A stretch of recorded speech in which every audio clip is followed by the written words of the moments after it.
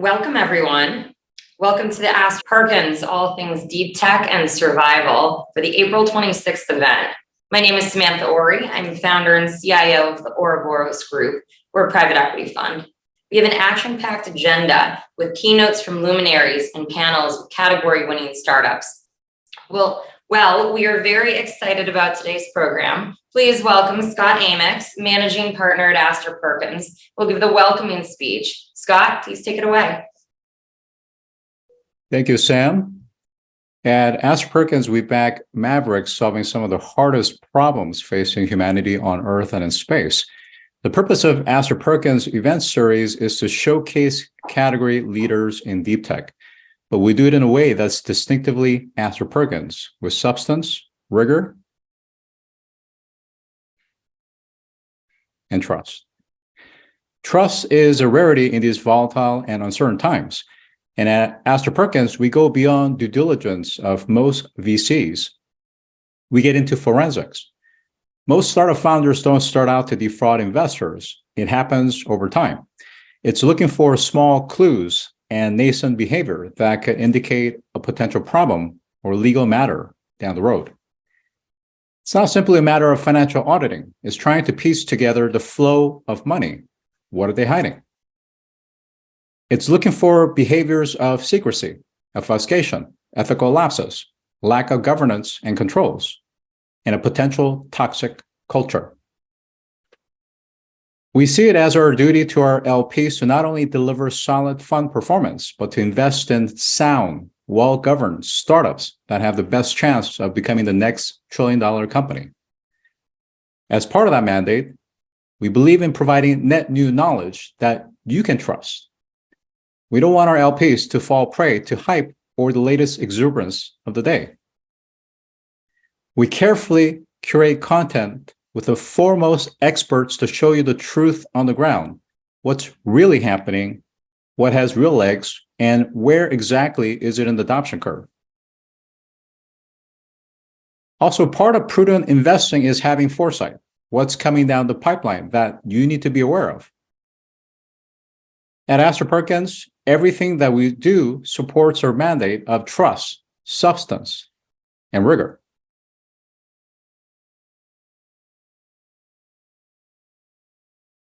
In today's exciting program, you'll hear from Professor Matthew Gilliham, Director of Waite Research Institute at the University of Adelaide, and Director of the Australian Research Council Centre of Excellence in Plants for Space, who share a new exciting program that will fund research to study plants in space.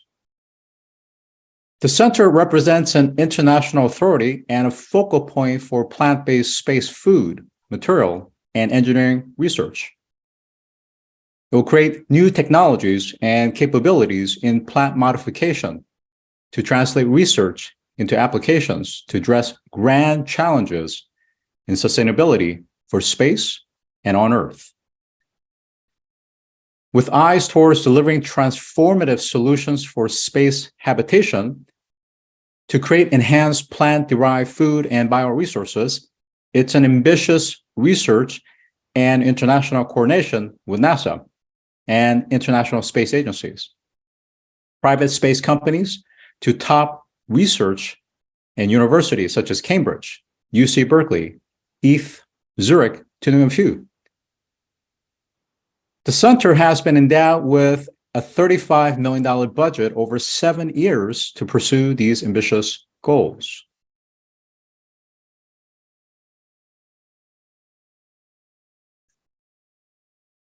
In the field of longevity, we look across tissue, organ growth and transplantation, gene editing and gene therapy, senescent cells, cellular engineering, epigenetic programming, and organ regeneration. One of the areas that we look at is the importance of our gut health to longevity. The human intestinal microbiome consists of a dynamic multi-species community of billions of bacteria. Research has revealed that the intestinal microbiome plays a critical role in our immune system that is responsible for fighting everything from cancer to other diseases. Dr. Barbara Sladek, Managing Director of Biome Diagnostics, will discuss how they're using machine learning and the next-gen DNA sequencing to understand an individual's unique health characteristics of their gut microbiome. The startup is working to help optimize our gut health at the individual level as we age over time. Their diagnostics can help predict how well a patient will respond to cancer therapy in terms of strength of their immune system.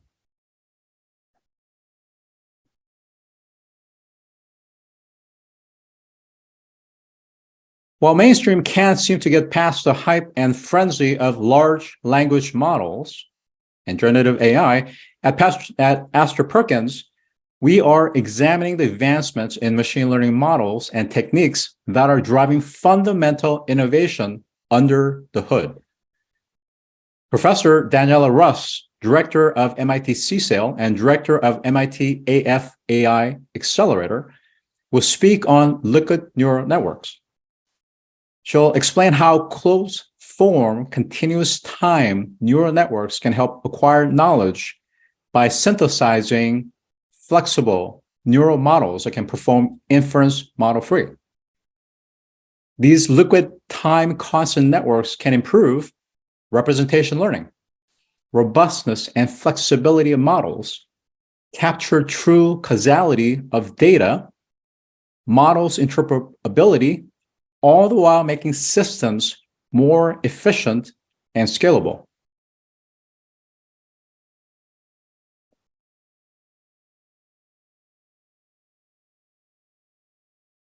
Professor Stephen Wofsy of Atmospheric Environmental Science at Harvard will discuss satellite detection of global methane emissions.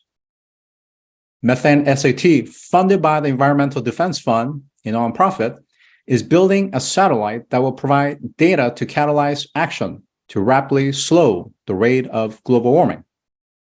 It's aimed to measure methane emitted by oil and gas infrastructure, urban environments, and agriculture at a level of precision and on a fine scale never achieved before. The goal of Methane SAT project is to reduce methane emissions from the oil and gas industry by 45% by 2025 and nearly eliminate methane emissions by 2050. Methane SAT is a single satellite with a wide field of view and high precision instrument capable of mapping and quantifying methane emissions in about 200 kilometers or 125 miles in area. What sets Methane SAT apart from other satellite detecting methane is its ability to measure plumes or the diffuse methane that other satellites cannot detect, yet represents some 80% of methane emissions.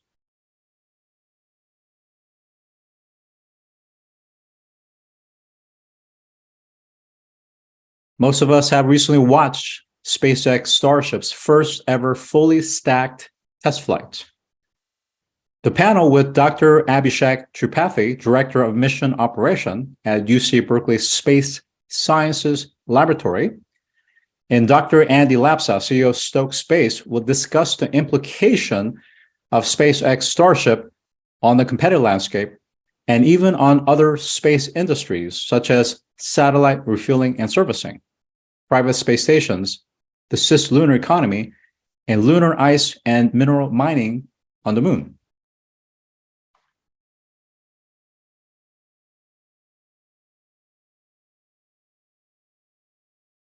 We then transition to space debris removal with Luc Piguet, CEO of ClearSpace.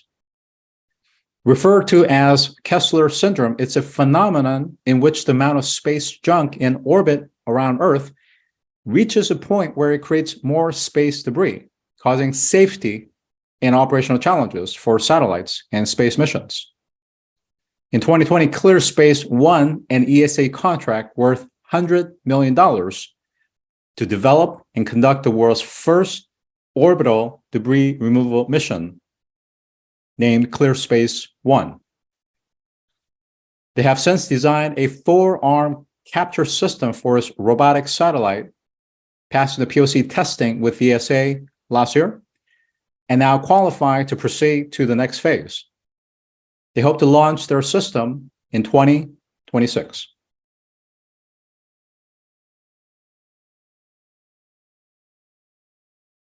We then explore truth on the ground with robotics with some of the foremost experts and leaders in robotics.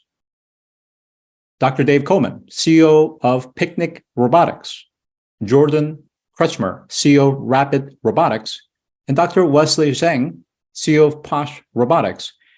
They'll share their experience and perspectives on the adoption of robotics in manufacturing and industrial applications.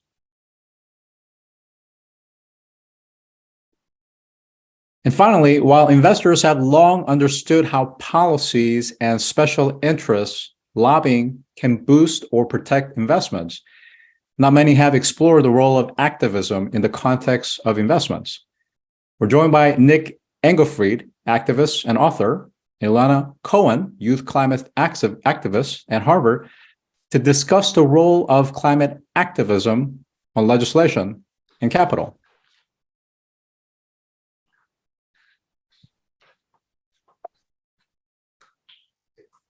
So I hope that you're excited as we are about today's incredible agenda and speakers. At Astor Perkins, we present a unique opportunity. Come see us at work. Welcome to Astor Perkins, all things deep tech and survival. Back to you, Sam. Thank you, Scott, for that opening speech. We're excited to welcome our opening keynote speaker, Professor Matthew Gilliham, Director of the Waite Research Institute, University of Adelaide, and Director of the Australian Research Council Centre of Excellence in Plants for Space. He will speak on the Australian Research Council Centre of Excellence in Plants for Space that aims to create on-demand, zero-waste, high-efficiency plants and plant products to address grand challenges in sustainability for space and on Earth. Please welcome Professor Gilliham. Thank you, Samantha, and thank you, Scott, and hopefully you can all see my screen now. Can you see that all okay, Sam? Yes, we can see it. Excellent. Well, thank you for having me today, and I'd like to first start by acknowledging the traditional lands of the Kaurna people, the land where I work, live and play, and also extend that acknowledgement to all First Nations people on the call, and acknowledge the deep connection that many of the traditional owners have with both the land, but also the stars, which they collectively know as country. And one of the great initiatives in our programs is to look at the stars and to work with Indigenous groups that have used the stars for many, many years to make sense of their past and also to guide their future, to work with them to inspire a new generation to plot a new journey in the stars in years to come. So, what will I be talking about to you today? Well, I'll be talking about our initiative, which is going to run in the first instance, at least for the first 8 years following. And we will be linking with the Artemis missions, which plan to put the first woman and the first person of colour on the moon by 2030, and to develop the technologies for humans to venture to Mars for the first time and to return to Earth in the 2040s. And this represents a 3-year round trip, a 9-month voyage to Mars, which to keep people alive for that period of time is currently impossible. So what I mean by that, obviously we have very good and well-developed technologies for voyaging to Mars already. So the rocket technologies, we already have rovers on Mars, we already have copters on Mars. But the technology to keep people alive, to sustain humans so they can survive and thrive deep in space, are currently not where they need to be. And the kinds of technologies that we're talking about with this ultimately closed system, we have to take everything with us to survive and thrive out there, can really impact us on Earth to improve sustainability of certain practices, particularly around agriculture and particularly around the on-demand supply of medicines and materials. So we've developed over the past 3 or 4 years with a number of collaborators, which I'll begin to outline through this presentation, linking many of the skill sets around the world in this endeavour, funded initially by the Australian Research Council, and we've called it Plants for Space. Now, one of our partners is NASA, and they visited recently. When I say they visited, that's the administrator and deputy administrator to tour the facilities when they came to Australia. And maybe it's best described, and hopefully you can hear this audio in the next slide, that talks a little bit about what we're doing.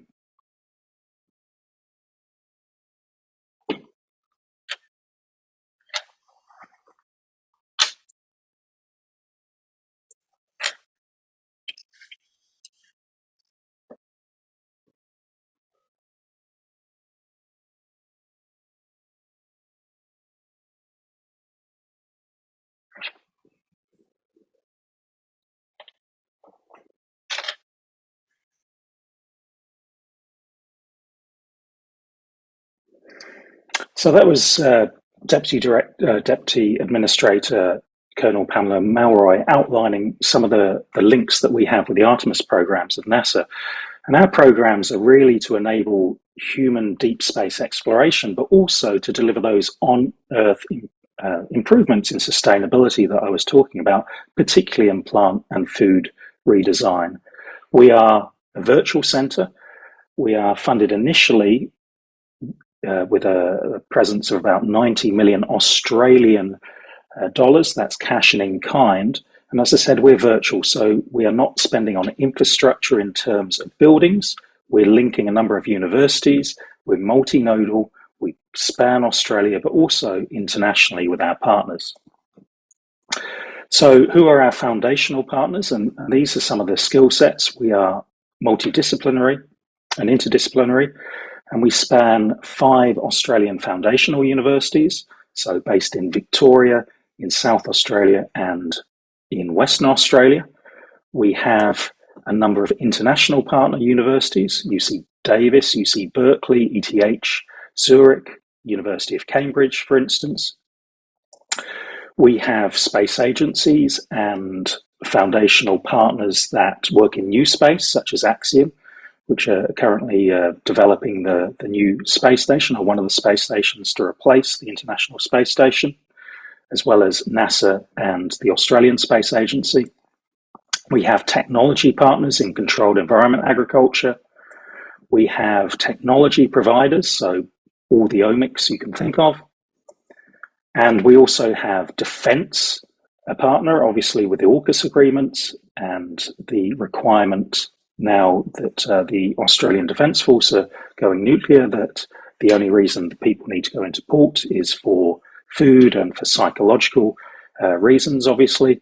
Then there's a great interest in developing these technologies to extend the duration of missions, as well as a massive program in education and inspiration of the next generation.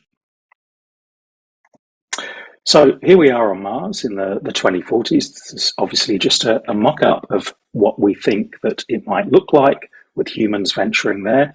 And I'll just run you through some of the technologies we're working with, and the kinds of innovations that we'll need to survive and thrive deep in space. Plants are the foundation of all life on Earth. They're the base material for our ecological web, and they'll be the foundation of life in space, just as they are here on Earth. And we'll be developing plants that they can grow optimally in conditions that they have not evolved to grow in. So obviously plants have evolved to survive the worst day of their life or the worst week of their life, be that drought, be that heat waves, be that flooding, etc. They're not evolved to grow extremely efficiently in controlled environments where we can extend photoperiod to constant, 24 hours a day, where we can have constant temperature, optimal nutrients. And the kinds of crops that we can grow in controlled environments are very limited at the moment, successfully, and we'll be working on adapting these plants for these environments so we can extend the range that we can grow. Processing these plants into multiple flavors and textures so crew can maintain an interest in eating. We'll be working on the psychology of teams, so how they interact with the food forms, how they interact with the technologies, the plant growth facilities, etc. The on-demand production piece, so the ability to make medicines and materials on demand within hours to days of the requirement. Obviously, we cannot wait that 9-month trip that will be required for delivery from Earth. We have to have remote production facilities that are on demand. I've talked about the closed system of space. Obviously, recycling and reusing every single molecule is very important. So one of the things that we'll be working on is zero waste. And the legal and policy frameworks are very important. There's no point starting research programs without first that framework working towards being able to use them, and also the ability for these technologies to be taken up later. So we're nowhere near where we need to be in terms of the state of art of many of these things. We have learnings that we need to make, and that's why this investment over the next 8 to 10 years is required to develop these technologies. And we'll be centered around 4 missions, and I've talked a little bit about these, and I'll just outline them again. So our first mission is zero waste plants optimized for controlled environments. The next is complete nutrition via plant-based sources. Then we have the on-demand bioresource production mission. And then a very large program in future-ready workforce and society. And that's about inspiring the next generation and inspiring this generation, in fact. So interacting with the public, making our graduates industry ready, and also inspiring the school kids so they can stem the pipeline of what's required to build both the biomanufacturing and agricultural industries on Earth, but also to serve the Artemis missions. So I'll outline some of the areas that we'll be working on. So the legal and ethical frameworks and those around biosecurity. Obviously, we need to protect both the astronauts up there and also prevent contamination from coming back down to Earth, but also contamination of planetary bodies and space in general. So we need to look at the legal and policy frameworks around that.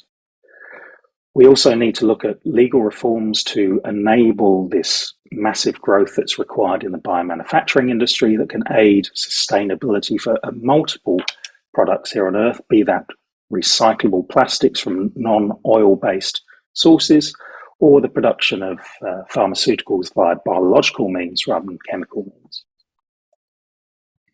Plant science, so fast growth, zero waste plants I've talked about, but also plants as sensors. So using the biology of plants and understanding that to really optimize their management, as well as transforming soil. So we have a goal that is about how we can take regolith, for instance, and make it into a source that can be used for the production of plants, but also equally this can be applied here on Earth through the same kinds of technologies for the remediation of plants, the soils to grow plants.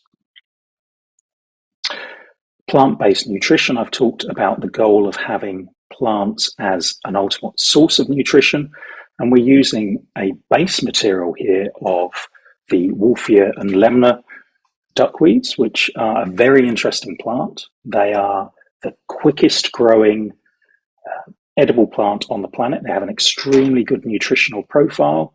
They have a very high protein content. In fact, if you base it in a vertical farming scenario, they can produce 60 times the amount of protein that you can get from soybean over the same amount of time. So it's a very fast growing, high nutrition crop, which we're optimizing for these environments, but also the production systems too, and that can be a baseline material, as well as working with optimizing other plants to grow in controlled environments. We'll be processing these into various foods, flavors and textures for both earth-based nutrition in various sectors, so improving plant-based foods with that variety that is required. I've also talked about biomanufacturing and the importance of this sector. This is a sector that's going to grow, predicted between 4 and 30 US trillion dollars by 2030. So there's a massive growth in that industry over the next few years. And that's the production of all kinds of pharmaceuticals or high value materials in biological systems, including plants. And using the high metabolism of plants, particularly through the terpenoid pathways, we can make a variety of products quite quickly and easily compared to yeast and certain bacteria. We'll also be looking at producing from plant material and refining various products, and so the processing is very important. Miniaturizing this for space, but also scaling it up for Earth uses. And the last thing is that psychology piece, and I talked about that. We know about, through COVID, for instance, the going back to nature that many of us experienced, growing our own food again. And this is something that the astronauts get a lot of psychological support for in space, but also can be something that we work on here on Earth and expanding urban agriculture and the like. Obviously, our role here is one in connectivity, and you saw all of our partners. And many of our partners reached out, and it was a very easy collaboration to put together in this regard because of the enormity of this task and the ability to make synergies between these many groups rather than the recognition of us all needing to compete against each other and wasting a lot of effort in that. So we have this collaboration that allows us to gain our synergies from these top institutes around the world and really act as a nucleus for expanding the collaborations beyond what we have currently and making some real impact here over the next decade. I've talked about outreach and I've talked about recruitment. This is an area of science. I've been working in drought and salinity tolerance in crop plants for many years and made a lot of gains in this area. We have a number of crops with our innovations out in the field already. You go into schools, you go into interact with journalists, and you get a mild uptake here. You talk about space and eyes light up, particularly in the classroom. So this is an extremely good engagement tool and one where children run the class, they can get them engaged initially in a subject and then move on to content that you want to deliver. It's also an extremely good tool for recruitment for really good students into this area, and we're seeing this in the sector already with a massive recruitment that is going to be underway and a lot of interest in that going forward. So talking a little bit about preparing the next generation and the people that we have in our programs and what a large centre like this helps us deliver to engage with multiple people across the global scene here is we'll be delivering not a standard suite of master's and PhD programs. We'll be making sure that obviously we have equity and diversity at the heart of our recruitment, that each and every member of our team will have their individual training program, and that's from our undergraduate students all the way through PhD to our permanent staff members as well. We have mentorship, we have industry experience embedded in all of our programs, so the ability of our students to work hand in hand with industry to solve particular issues, or also just internships in related fields as well. So this is a major part of what we're doing and something that will not just be in Australia, but will be global as well. So the ability of our students, some 400 members over the life of the centre, will be our research complement. So we're talking a very large sector of research experience there. Entrepreneurship is something that we are very keen to give our students, give our staff exposure to, and obviously we have targets for interaction and spinning out IP that we'll generate in the sector with obviously licensing options, but also spin out options as well. And we're already negotiating and very interested in finding out opportunities there for some IP that we have that could be taken up almost immediately.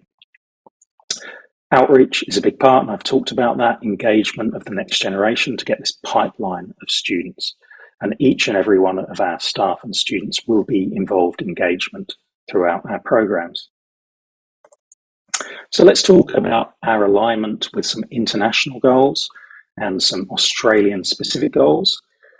I've obviously talked about space quite a bit here, and we have targets in Australia. In fact, they've been recently updated. We have a relatively small footprint in space, but one that is rapidly expanding.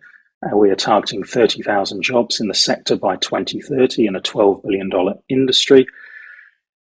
However, the alignment to obviously the global space industry is very important here, and that is a much larger opportunity, as you all know about, I'm sure, on this call.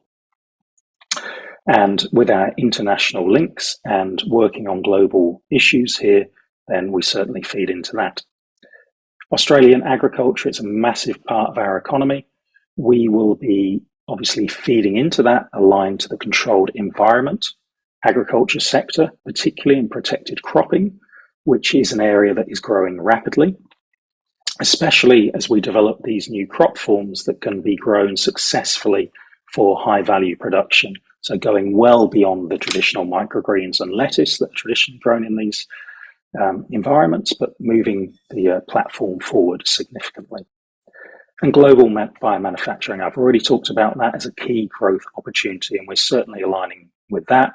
And already we have several targets that we're working on to produce in plants more efficiently than other biomanufacturing platforms such as yeast and bacteria.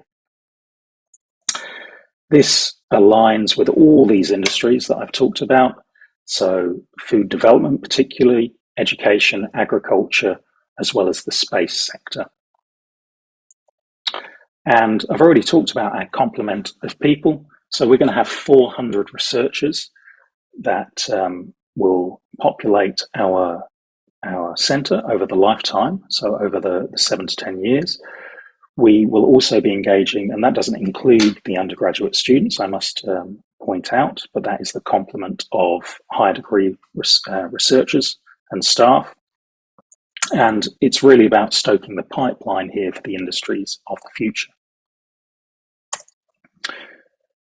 So with this network and with this multidisciplinary skill base that we have, we're looking to engage and bring value to our existing partners, but also to engage in new opportunities. And we're certainly not a closed shop, so we're welcome to discuss new ventures and collaboration, and please get in touch with myself to discuss that, and looking forward to those discussions going forward. So just in summary, I'd like to highlight some of the areas that I have talked about today before I end this presentation. So Plants for Space is an Australian-based virtual centre linking expertise from around the world. We are working on supporting the Artemis missions, so enabling humans to go well beyond where they have before and to catalyse, if you like, a new dawn in civilization, just as the moon landings did. We are working on biological solutions for space, so there has been tremendous investment in engineering solutions for space. The biological solutions, if we are really to take humans further than they have ever gone before in space, we need to work on biological solutions and really evolve or revolutionize those to feed into the Artemis programs. Now, there's been a catalogue of innovations, over 2,000 listed on the NASA spin-offs technical data sheets that have come from space programs, and these have been really some of them by happenstance. So they have been developed, such as iPhone cameras or anti-corrosion paint, laser eye surgery, etc., insulin pumps. These weren't intentional spin-offs. However, we are targeting certain areas, such as high efficiency agriculture and biomanufacturing, and plant-based solutions for health and well-being, that will clearly spawn innovations that we can take up here on Earth. And we have those dual goals. We are not just working on supporting the space missions, we're working on developing these technologies that can spin off here on Earth.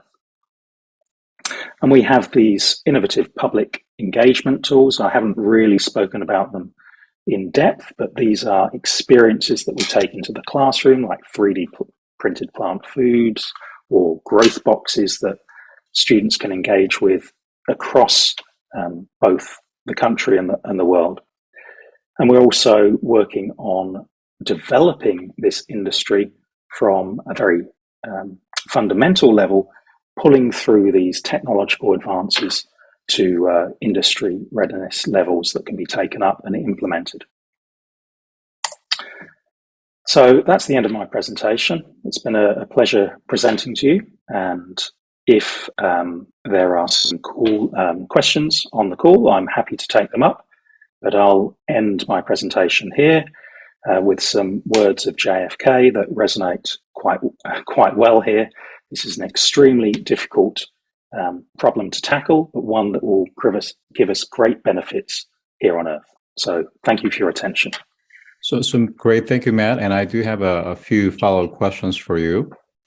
I love the fact that you mentioned duckweed because it is such an efficient plant, and certainly from a protein makeup, it's incredible. And there are startups here on Earth that are actually working on duckweed as a potential ingredient, plant-based ingredient that can be an alternative to the likes of soy, wheat, and other types of plant-based protein. Related to that is, in space, when we think about some of the challenges, biological plants is just tough overall. Are there thoughts or potential research around fermentation capabilities? So when we think about fermentation, it could be microbiome bacteria-based, for instance, that can more efficiently grow protein, for instance, including cell-based or culture meat, for instance. Any thoughts around that? Yeah, absolutely. So I have given a very biased presentation today. I'm a plant scientist. Plants will be a very important part of the solution, but they're not going to be the only part, particularly related to this waste question that I've been talking about. So the goal of zero waste plants is going to be a difficult one to achieve, not so much with duckweed, for instance, which essentially is already a zero waste plant because you can eat all of it, or certainly process the very minimal root system if you're using those particular species into different food products. So you're more than likely going to need to ferment or degrade your plant material. The reason that we're working with plants, one is, I mentioned, the higher metabolism, but also secondly, because for all of these other biological organisms, be them yeast or bacteria, you have to give them a sugar carbon source to grow. And that will come from plants, inevitably. So we're cutting out the middleman here. However, absolutely, fermentation technologies will have their place for some things that are easier to do that way. And bacteria, whether that's fermentation or other ways, production systems that way. So in answer to your question, absolutely, both are required. However, there needs to be a concentrated effort on the plants area because that is the least developed of all of the areas so far. Mm-hmm.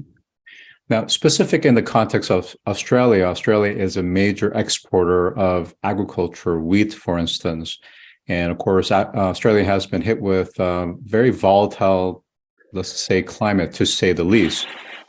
How is your work going to directly impact and help the agricultural sector within Australia? the kinds of things that we're working on will never completely replace broadacre agriculture, will never replace livestock, broad livestock farming. However, there are certain market areas where it competes very well, especially when linked with renewable fuel sources such as solar power. Having the ability to sustainably produce product, particularly of high values, initially close to market in a way that is protected from the climate makes a lot of sense. And the numbers are starting to stack up when done, as I say, with renewable power sources and the like. So for high value products, there will be the ability to deliver those close to market, and it will complement traditional agriculture. Terrific. Now, right now, as far as I'm aware, the more immediacy is to do experiments within the International Space Station, which of course is already expected to decommission at some point. But that is a very scarce commodity in terms of space. They're already constrained in terms of astronauts relative to the kind of experiments that they can do. And they're so jam-packed in there with payloads that it's just hard for them to even unpack the payloads to do the experiments. Can you talk about dependency of some of the R&D that needs to happen based on the need for capacity and availability? For instance, we don't know exactly for sure the reality of when private space stations are going to really open up, moon base, as well as space assets that's going to allow for these experiments to be able to conduct it. That's right. So we are in discussion with some of the private companies that will be taking over the ability to service low Earth orbit when the space station is decommissioned. And one of our foundational partners is Axiom, and you probably saw that on the slide. So we are very much in discussion with them about what a science platform could look like on the space station, particularly in regard to plants. And that will help facilitate experiments that we have not been able to previously conduct, because, as you said, astronauts are very busy. They spend a lot of time fixing the space station currently. And in the future, with the commercial space sector really ramping up, the types of people that go to space won't just be career astronauts. They'll also be scientists or various other professionals that can conduct these kinds of experiments. We're looking at automated platforms as well that take that demand out of for human interaction for many experiments. So that dual approach of experts going in, but also automating them thoroughly in extremely good platforms will help us to deliver more experimentation that's required. So the final question, and it's coming from Tiffany on live stream, is duckweed feasible to turn into a biofuel? Yeah, that's a very good question. There's been some work on that. In fact, quite a lot of investment through the Department of Energy in the States, particularly through Woods Hole, that have been working on that as a commodity. We are not going to be working on that, and there have been assessments, and it certainly looks a lot more favorable than algal systems. And there's been a lot of investment in algae, but the economics of algae as a biofuel simply don't stack up. The same constraints, the requirement to constantly agitate, the requirement to put a lot of energy into break cell walls, aren't there for duckweed. They're a lot easier to break down. So it looks like it is possibly a favorable source for biofuels. Clearly some more research needs to be done there, but yeah, I think it's a more viable option. Great. Well, thank you, Matt. Let me hand the mic back to Sam. Thank you, Professor Gilliham. Please give him a round of applause. We will now transition to our longevity track.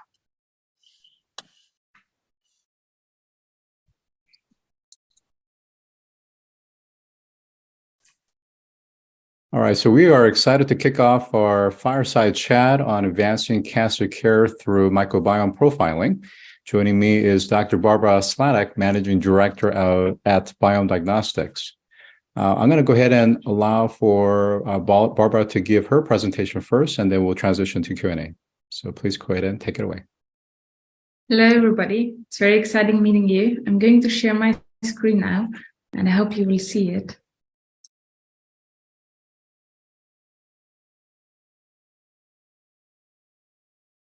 Can you see my screen? Yes. Awesome. Okay, so today I'm going to tell you what we can actually nowadays already do by looking at the microbiome. I will go one step back and very quickly introduce the microbiome, the intestinal microbiome, and why it's so amazing and important. Tell you our solution, and then give you concrete examples how we actually can revolutionize the entire healthcare sector by using the intestinal microbiome. So let me kick off by basically saying that the intestinal microbiome combines these 39 billion bacteria that are just living in our gut system. And they play a huge role, actually, how healthy we are, how unhealthy we are, and especially also how we respond to therapy. Over the last few years, what was actually even said is that the gut microbiome is the superorgan without which we actually are not able to live. So did you, for example, know that over 70% of your immune system sits and exists in your gut and is responsible for allergies, for how you react to autoimmune diseases, etc. Even direct links were found between diseases such as Parkinson, Alzheimer's, schizophrenia, depression, and more obvious things like diabetes or cancer. And today, I would also like to highlight the cancer case to you. But before that, let me introduce our solution to you. So you can imagine, as I said, you have these 39 billion bacteria just living in your gut, including as well viruses and fungi. But we will concentrate on the gut microbial or bacterial microbiome because it's the largest, because it's over 95% of the entire microbiome that is decided by the gut bacteria. And so far, we know about 1,500 different kinds of bacteria living in the gut. And what they can also do, they can also switch functions. So one of the most important things you can consider or you can think of when you're looking at the microbiome is that you actually have a big data issue. And that to analyze these gut bacteria, you require AI and a decent amount of data science and statistical information to be able to verify that. What we have done now is we usually work with stool samples. We use the most modern technologies based on next generation sequencing. We can work with whole genome sequencing, with 16S genome sequencing, whatever. Our core competence is the AI and the data science that we require to analyze gut microbial samples properly. We require one standardized stool sample. And obviously, the other very important thing, to be frank, it's a little bit European. We have a very strong quality management in place, and the entire company are organized under 2 ISO certifications for developing medical diagnostic products. And we are CIVD marked, meaning that is very similar to the FDA approval in the US, where it means that you're allowed to sell your products for medical diagnostic purposes. The way how we build our solution is that it fits everything, and that you have one solution which is scalable around the entire world with one process, even though you might have different questions or different questions are answered. Meaning you order a test, it gets shipped, you take a stool sample, you do the sequencing wherever you want. We do the identification of the bacteria and the deep tech analysis, and then we create one report. As said, the nice thing about the microbiome is non-invasive, it's standardized. You only need one sample for many solutions, and you can use it for quite a lot of diseases. With our available products with Biome, we're European market leaders. I'm going to get to that later on. And with Biome 1, which is our focus now, we can look at immunotherapy, and Biome CRC, we can actually tackle colorectal cancer. With our products and our partnerships, we were able to create one of the largest databases of microbiome samples across the world.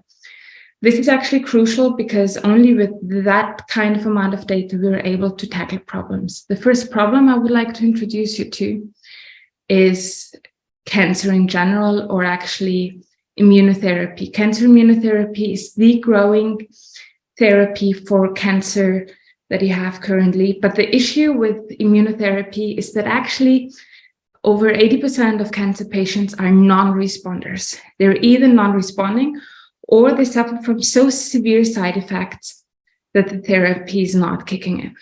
What we have developed by looking at the microbiome is actually a product called Biome 1, which allows you to predict the analysis or the response to cancer immunotherapy before you start the therapy. And that's really cool because like that, it is possible that you personalize the cancer therapy and you can say exactly beforehand which therapy will work for which person. And also you can vary the doses accordingly. It is also the very first CE-IVD marked product, so FDA, very similar to FDA approval, that allows to be used in a medical setting and is based on AI and the microbiome. The sensitivity is quite high with over 94% of accuracy. And it's already on the market since November 2022 and generates revenue. So everything we do is focused on also helping people as soon as possible and getting onto the market as soon as possible. The second problem, or the second product I would like to introduce you now to, is Biome CRC. With Biome CRC colorectal cancer screening, it is possible to screen not only for colorectal cancer, but also for adenoma, so any kind of pre-stage of colorectal cancer, meaning that even before one will have colorectal cancer, it is possible to identify and then change, because colorectal cancer, as you know, is one of these very few and rare cancers where you currently actually don't even need to die anymore from, because you just can cut out the piece of gut if you need or if it's required. Also, this is already available and the accuracy is decently high. We do have a very large platform which allows also to go for other products. So Biome FMT for fecal microbiome transplantation, which is one of the coolest and most amazing things for me, because what you do is you change the gut microbiome of, for example, a person that is sick. And like that, you can change the entire immune system of a person. You can change how people will respond to treatment and how to, and you can even cure diseases like that. The first trials are already made in the area of Parkinson and dementia, and they're very, very promising. And you can imagine it's really cool because you just need to take a capsule or you get a colonoscopy and that's it. But nothing would be possible actually without having strong partnerships and top-tier partners that help on the one hand to validate the tech and obviously also on the other hand to distribute the products and to get things moving. Our business model is actually quite easy.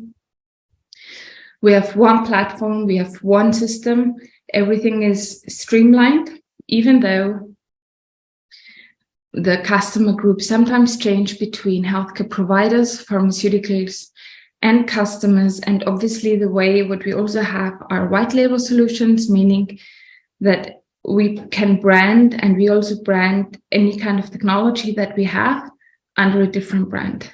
And as you know as well, the market is rising. We do have a top-notch team where it's decently small, still with 19 people only. But I think it's quite cool. We won last year and this year already the Web Summit the public voting. We are now the finalists at EET Catapult and at the MedTech Innovator, which is currently running. And we also won the Ernst & Young Scale-Up Award last year.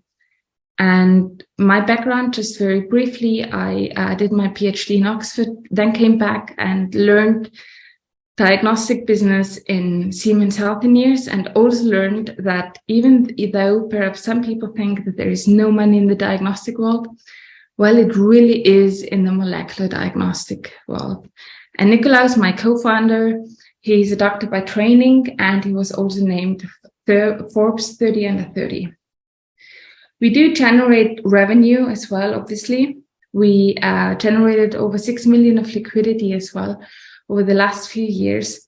We are in the market since 2019, starting with our product, Biome, and then continuing to others. And finally, where is the journey going?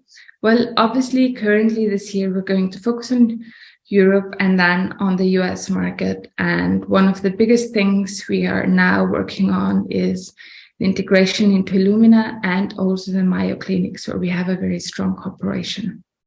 I look forward to your questions. Thank you. Great. Thank you very much, Barbara. I appreciate that for that presentation. One of the comments you made was this notion of difference between diagnostics versus molecular diagnostics. I wonder if you could just elaborate a little bit more for those that are watching. Mm-hmm. So, well, one of the first things that you might know is diagnostic, the business you might consider as is blood diagnostics. So when you go to the laboratory and some blood is taken and the levels of vitamin D or ferron is measured, these parameters are really cheap. They cost a few cents, and that's it. But when it comes to the area of molecular diagnostics, you start usually at the price per test by over 1,000 euros. And even though the margin is actually quite high, because as you saw in our case, actually sequencing, as some of you might know, is getting cheaper and cheaper. So COGS for sequencing are usually about 50 euros. And the rest is margin, and that's quite nice. Fantastic. Thank you for that. Now, for those investors that are looking within the category of longevity, they're looking at lots of different areas, like I mentioned before, tissue organ growth and transplantation, gene editing, gene therapy, senescent cells, and it just goes on and on. Why should intestinal microbiome be part of that holistic strategy for addressing longevity issues? So it's actually, thank you for this amazing question. So it's actually really interesting that the microbiome changes over time. And it also requires different things that one eats. So for example, older people cannot process vegetables and fruits and salads that well as, for example, when you're below 60 or between 20 and 60, something like this. And it was already shown that like these diseases elderly people usually have, like dementia, Parkinson, Alzheimer, is directly linked. And the nice thing is that by changing the microbiome, by changing the diet, you can prolong the years of actually healthy living. And I think that is really nice.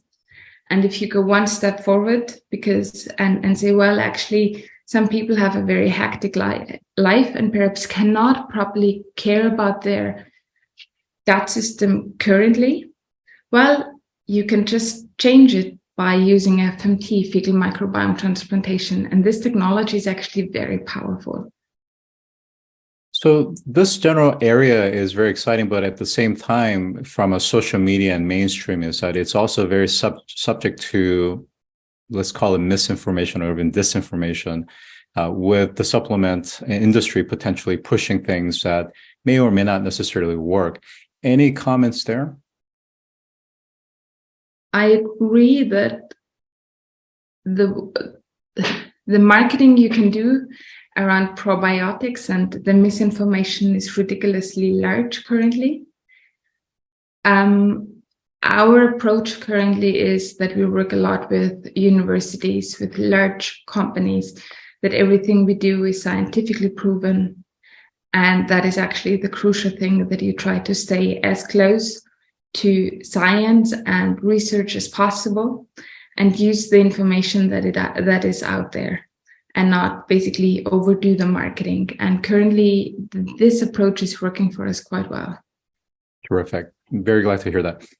Can you share a little bit of best practices and guidance on prebiotics and probiotics for gut health?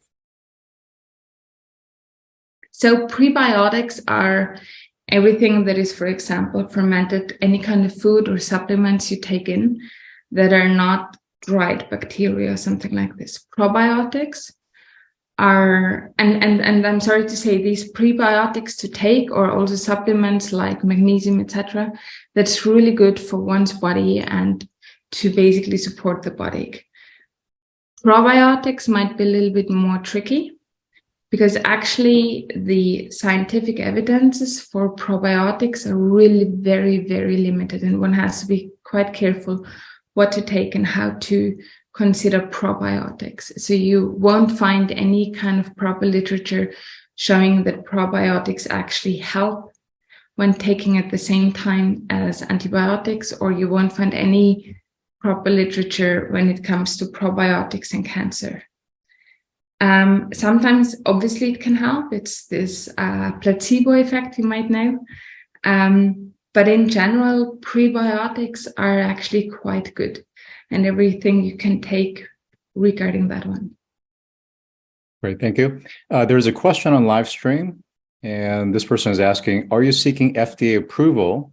Have you worked with U.S. insurance providers? Yes, we are seeking FDA approval. We're working on that. The amazing thing for us is that we actually found out a few weeks ago that we don't require another study, because we've done a decent amount of studies so far, to actually enter the US market and to seek and get FDA approval. We expect to receive FDA approval within the next 9 to 10 months. And we are in contact with US insurances.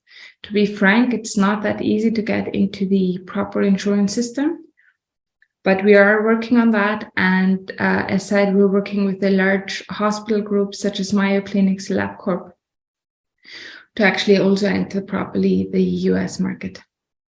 And just to make sure that the question is contextualized properly, is we're talking about FDA for diagnostic tools, not for therapeutics, correct? Yes, that's the very nice thing, that even though that the microbiome itself, and also that might be crucial, FMT, so fecal microbiome transplantation, is considered to be a medical device, so medical product, and does not belong under drug discovery or drug development or pharmaceutical approval. And like that, it's actually not so difficult to receive. So let me go back to oncology, and I want to ask you, how prevalent is consideration of intestinal microbiome in the study, treatment, diagnosis, and prevention of tumors? So when it comes to treatment, it's actually interesting, because the link between especially immunotherapy and cancer and the gut microbiome is really huge, because you can imagine that the immune system sits to 70 or plus 70% in the gut. And by changing the gut, one also changes additionally the way how you react to an immunotherapy, because the immunotherapy, as you know, is directed to the immune system. And this link is really nice.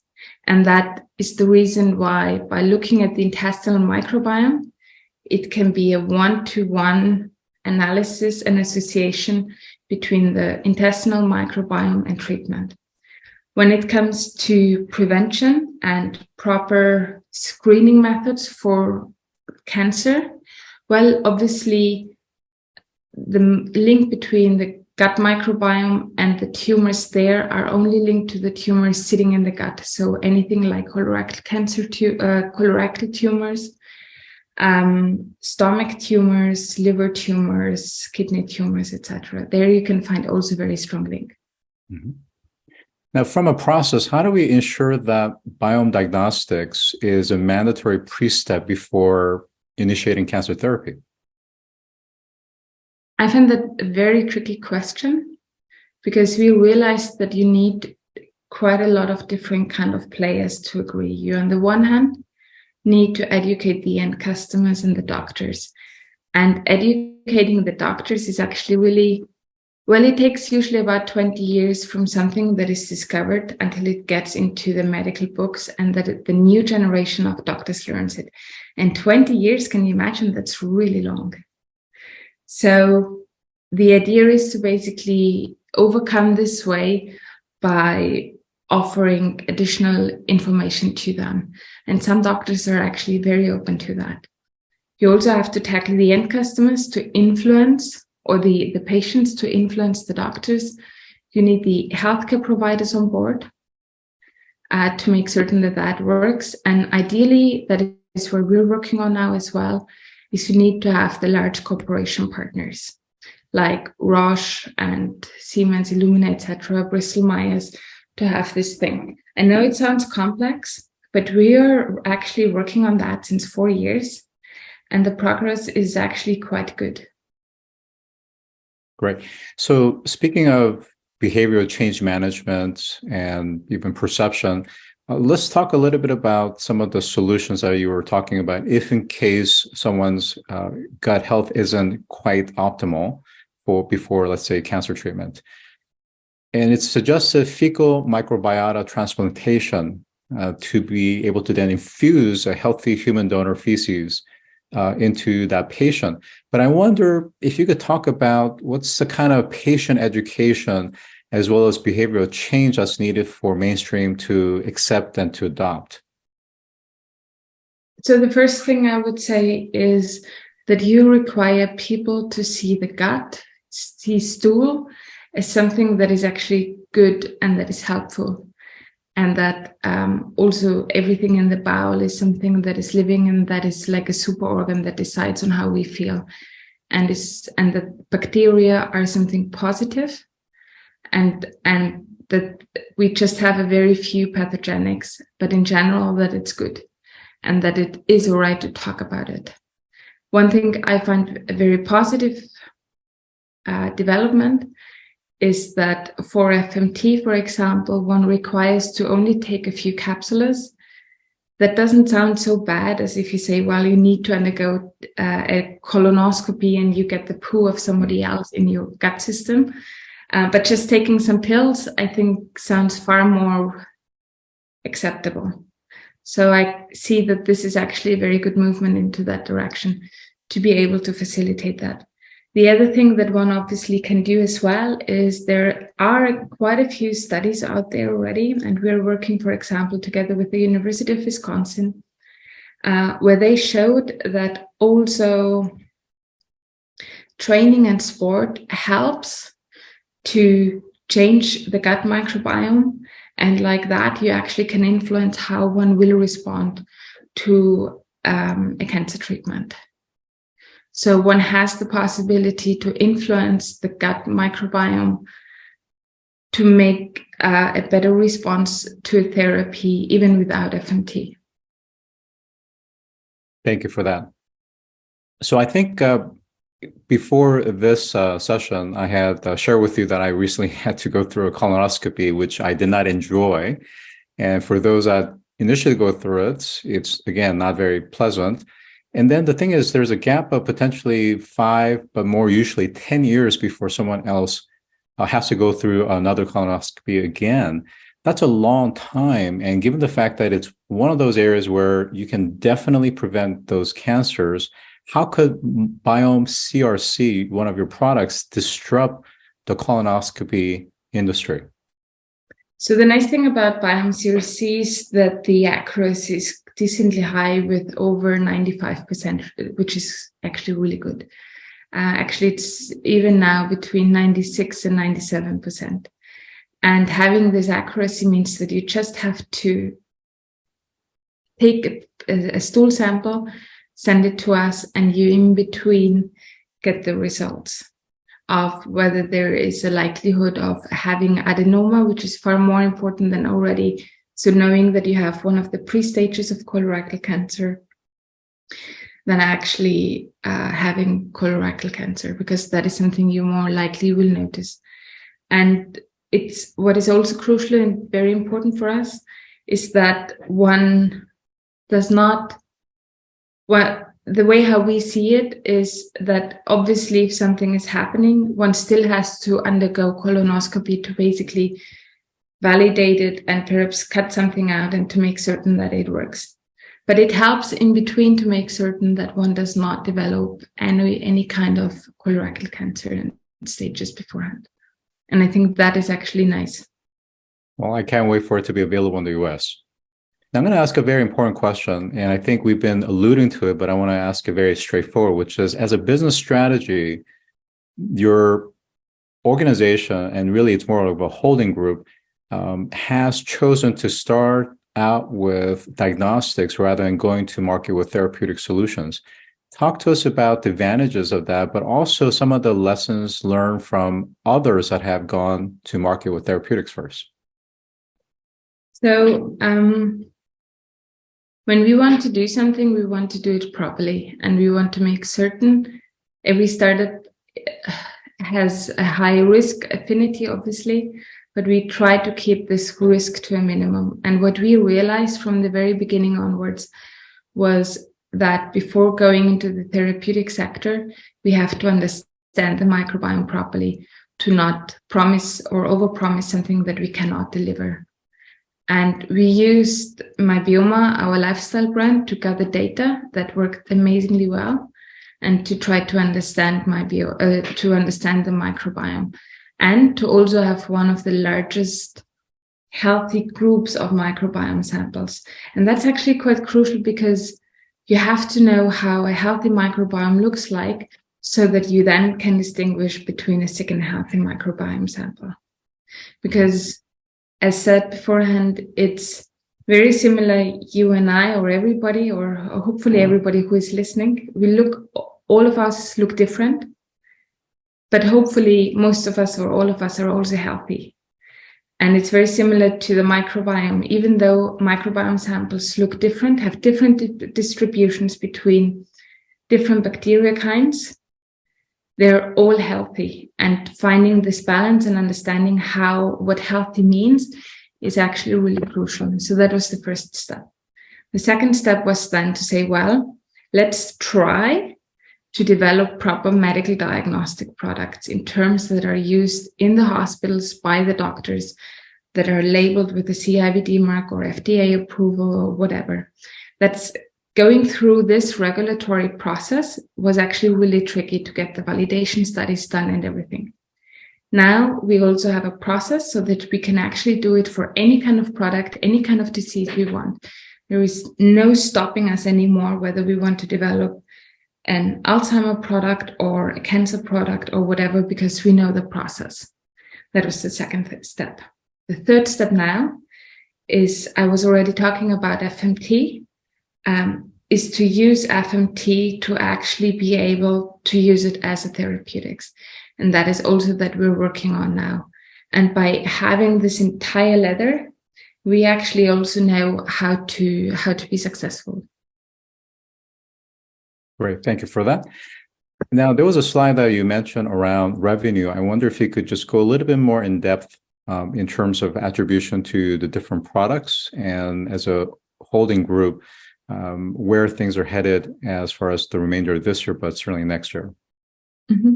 So we see the biggest leverage so far in Biome 1 for actually being able to identify who's going to be a good responder to any kind of immunotherapy. The reason for that is because the number of immunotherapy patients is rising like crazy. And that actually helps us because, so the way how we, sorry, to go a step backwards, the way how we decided to approach business and business cases is that we said, okay, making business is hard enough anyways. So we want to be as well always on the wave upstream when businesses are growing, when markets are growing. And that was also the reason why we decided for the cancer market, because unfortunately, cancer is the rising disease.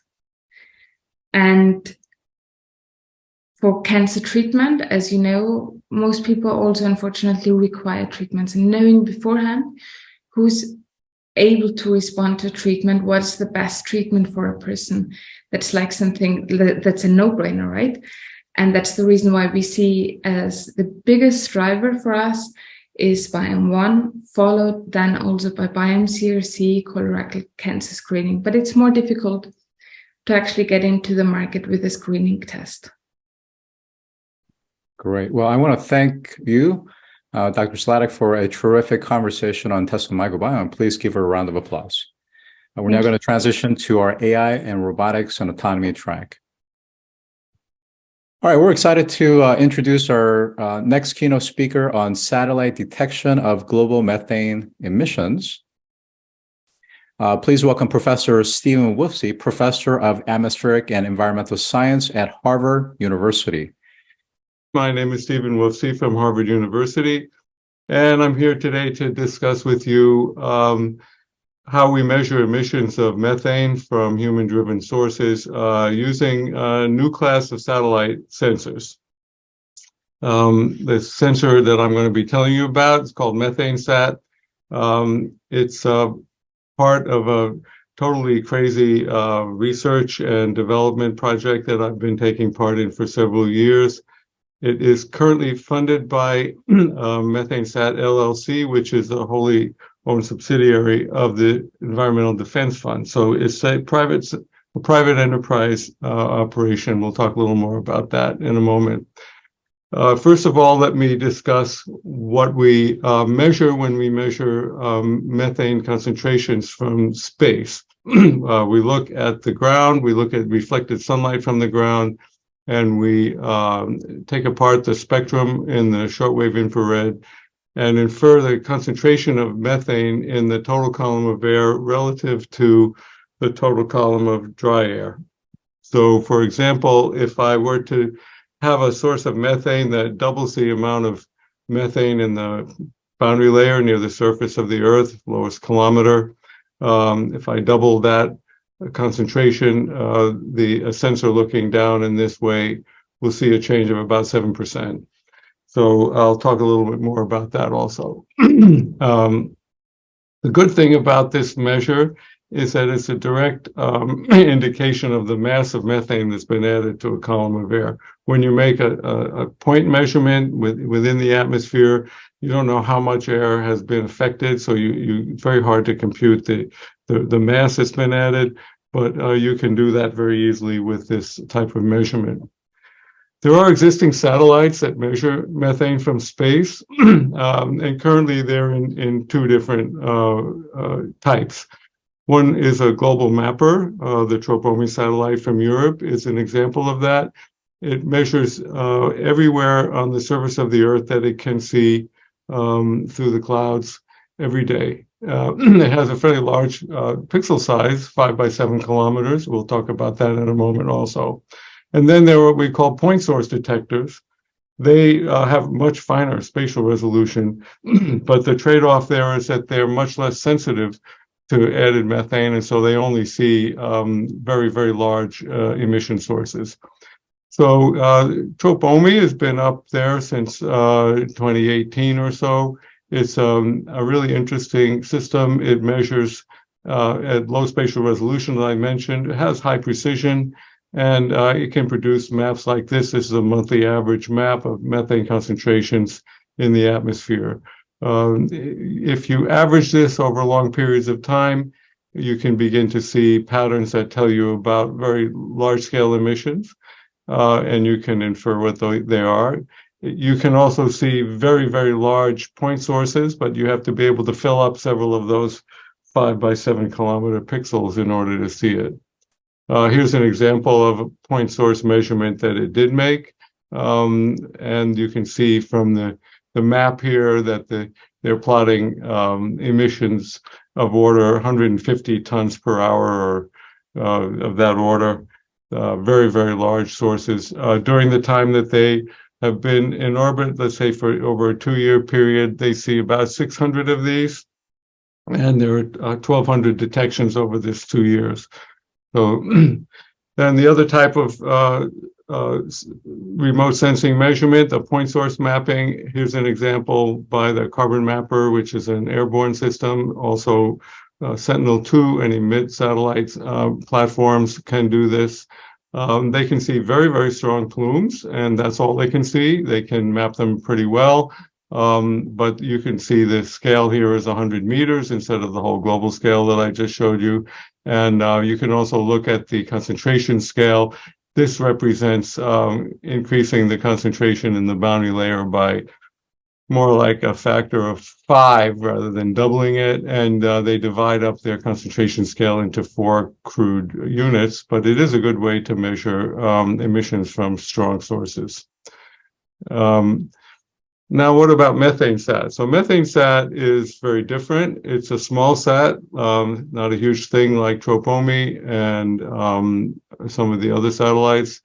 And it measures concentrations in a region about 250 kilometers on a side, and in that region, it has very fine spatial resolution and very high precision. So it measures this wide swath, which will basically cover an oil and gas production area in one go. It will be measuring 30 or so of these a day starting in January of 2024 after it's launched. There's also an airborne version of this, methane air, which we've been flying since 2019. I'm going to show you some results from that. I'm going to skip over this, but if you want to if you're interested in the technical parts, take a screenshot of that. That tells you how we managed to get this fine resolution and such. Okay, here's an example of flights taken over the Permian or the Delaware Basin in the Permian region of Texas and on the Texas-New Mexico border.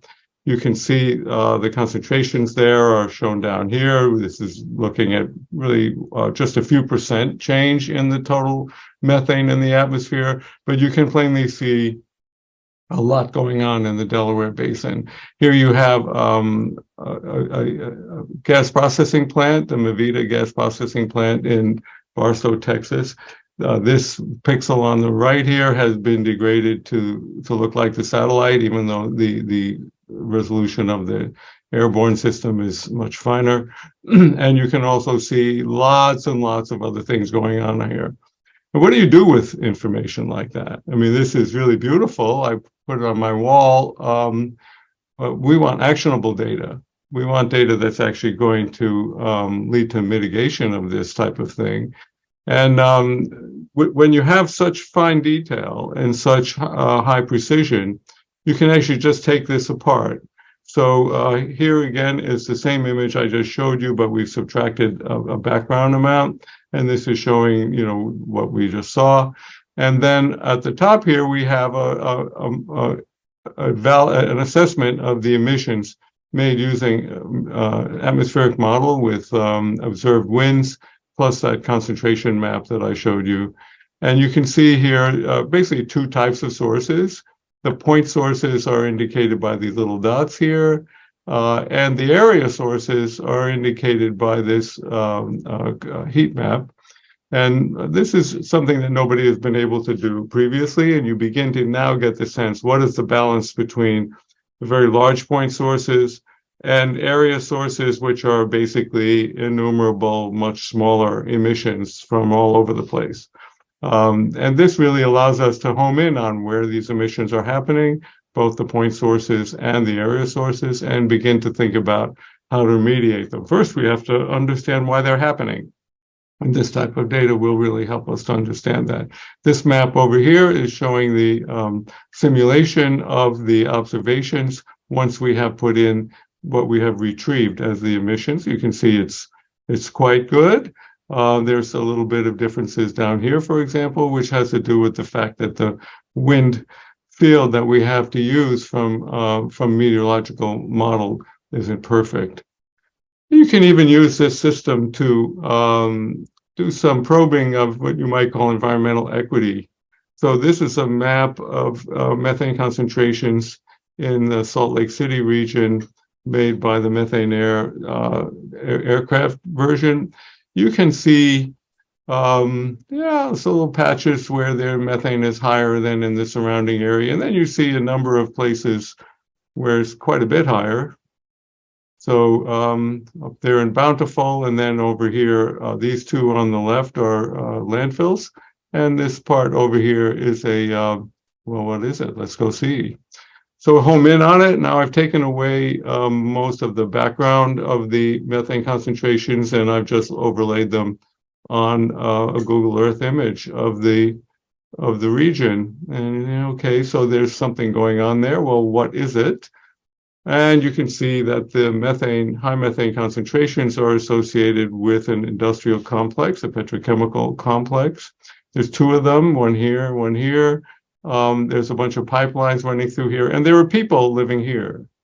Now, methane by itself isn't really a toxic substance at the concentrations that we're looking at, but this is not a natural gas plant. This is a petrochemical plant. So these methane emissions are associated with volatile organic compounds and such, and this basically serves as a tracer of what's happening. If you go into this neighborhood, you see there's a lot of pipelines going through there.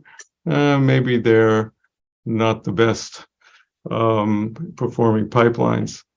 So just a last word here about what the concept of the project is. We're undertaking this in order to change practice in industry so that these methane emissions don't occur.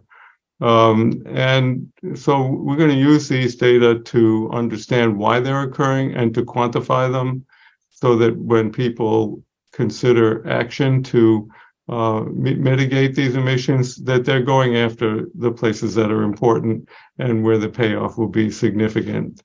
So it combines in one project this advanced science and engineering. When we started out to build this spectrometer, I thought we were building a fairly run-of-the-mill imaging spectrometer for space. It turned out, though, we actually had to push the technology pretty hard. All the data will be free and available to people. It'll be done in a timely manner. There is, of course, a lot of room for providing value-added products based on this. We are certainly trying to make the distribution as accessible to real people as we can, but there's going to be quite a limit to that. One of the reasons why this is being funded by private philanthropy is that you cannot really do advocacy, let's say, in a NASA framework. That's not their mandate. They won't do it. So somebody's got to do it. If you go into the other side of the private enterprise, so into a profit-making framework, that's all well and good, but that will certainly limit the impact to the practice that we're trying to affect. So we're really trying to have an impact there and to rapidly to use this tool as a way to lead to rapid reduction of methane emissions to the atmosphere. So my little aphorism for this is that we're doing photons to boardroom. And so in the framework of the program, we have advocacy. We have people whose role it is to take the scientific product and make it actionable. And there, once again, wanted to remind you who is funding this. So to roll this up, methane sat and methane air represent a new generation of high-resolution satellite and aircraft remote sensing instruments. It's really true. There will be more. This one will be the first one. It really promises a whole new level of insight into emissions in terms of both quantification and identifying where they are, et cetera. Methane emissions can be quantified from both point sources and regional diffuse emissions using these sensors. This is the special thing. That's what's new. Currently, there's really no sensor in that space. Finally, the data enable us to span this photons to boardroom paradigm that I've spoken of. So I think that's all that I wish to say. So now should I stop sharing my screen, Scott? Yes, that's perfectly fine. We could go ahead and transition to questions. Well, thank you very much for your presentation, Professor Wofsy. I appreciate that. So let's start with thinking about the atmospheric trace gases like carbon dioxide, methane, and nitrous oxide. that really make up the majority of greenhouse gases. How would you describe the role of methane relative to these other gases and contributing to the overall climate warming?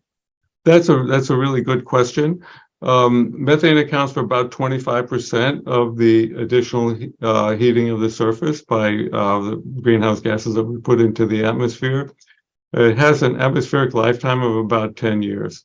So if we were to stop emitting all methane to the atmosphere, it would tend to reduce back to its pre-industrial value. Right now, we have about 3 times as much in the atmosphere as there was in the 18th century. And that would basically mitigate that 25% right off the bat. CO2 has a more complex cycle in the atmosphere, and you could roughly say it has a 100-year lifetime. So if we were somehow to stop emitting CO2, then it would take 100 years to go back to something close to what we have. I think more importantly is that methane emissions to the atmosphere aren't serving anybody's interest. It's not like somebody gains by emission to the atmosphere. Emit CO2 to the atmosphere, you're generating electric power, et cetera. There's many reasons why that's integral to our economy.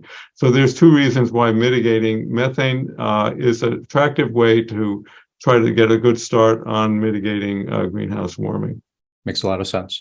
Now, I believe that in the past, Stanford researchers have looked at using spaceborne integrated path differential absorption LiDAR for global observation at day and night and over land and water surfaces.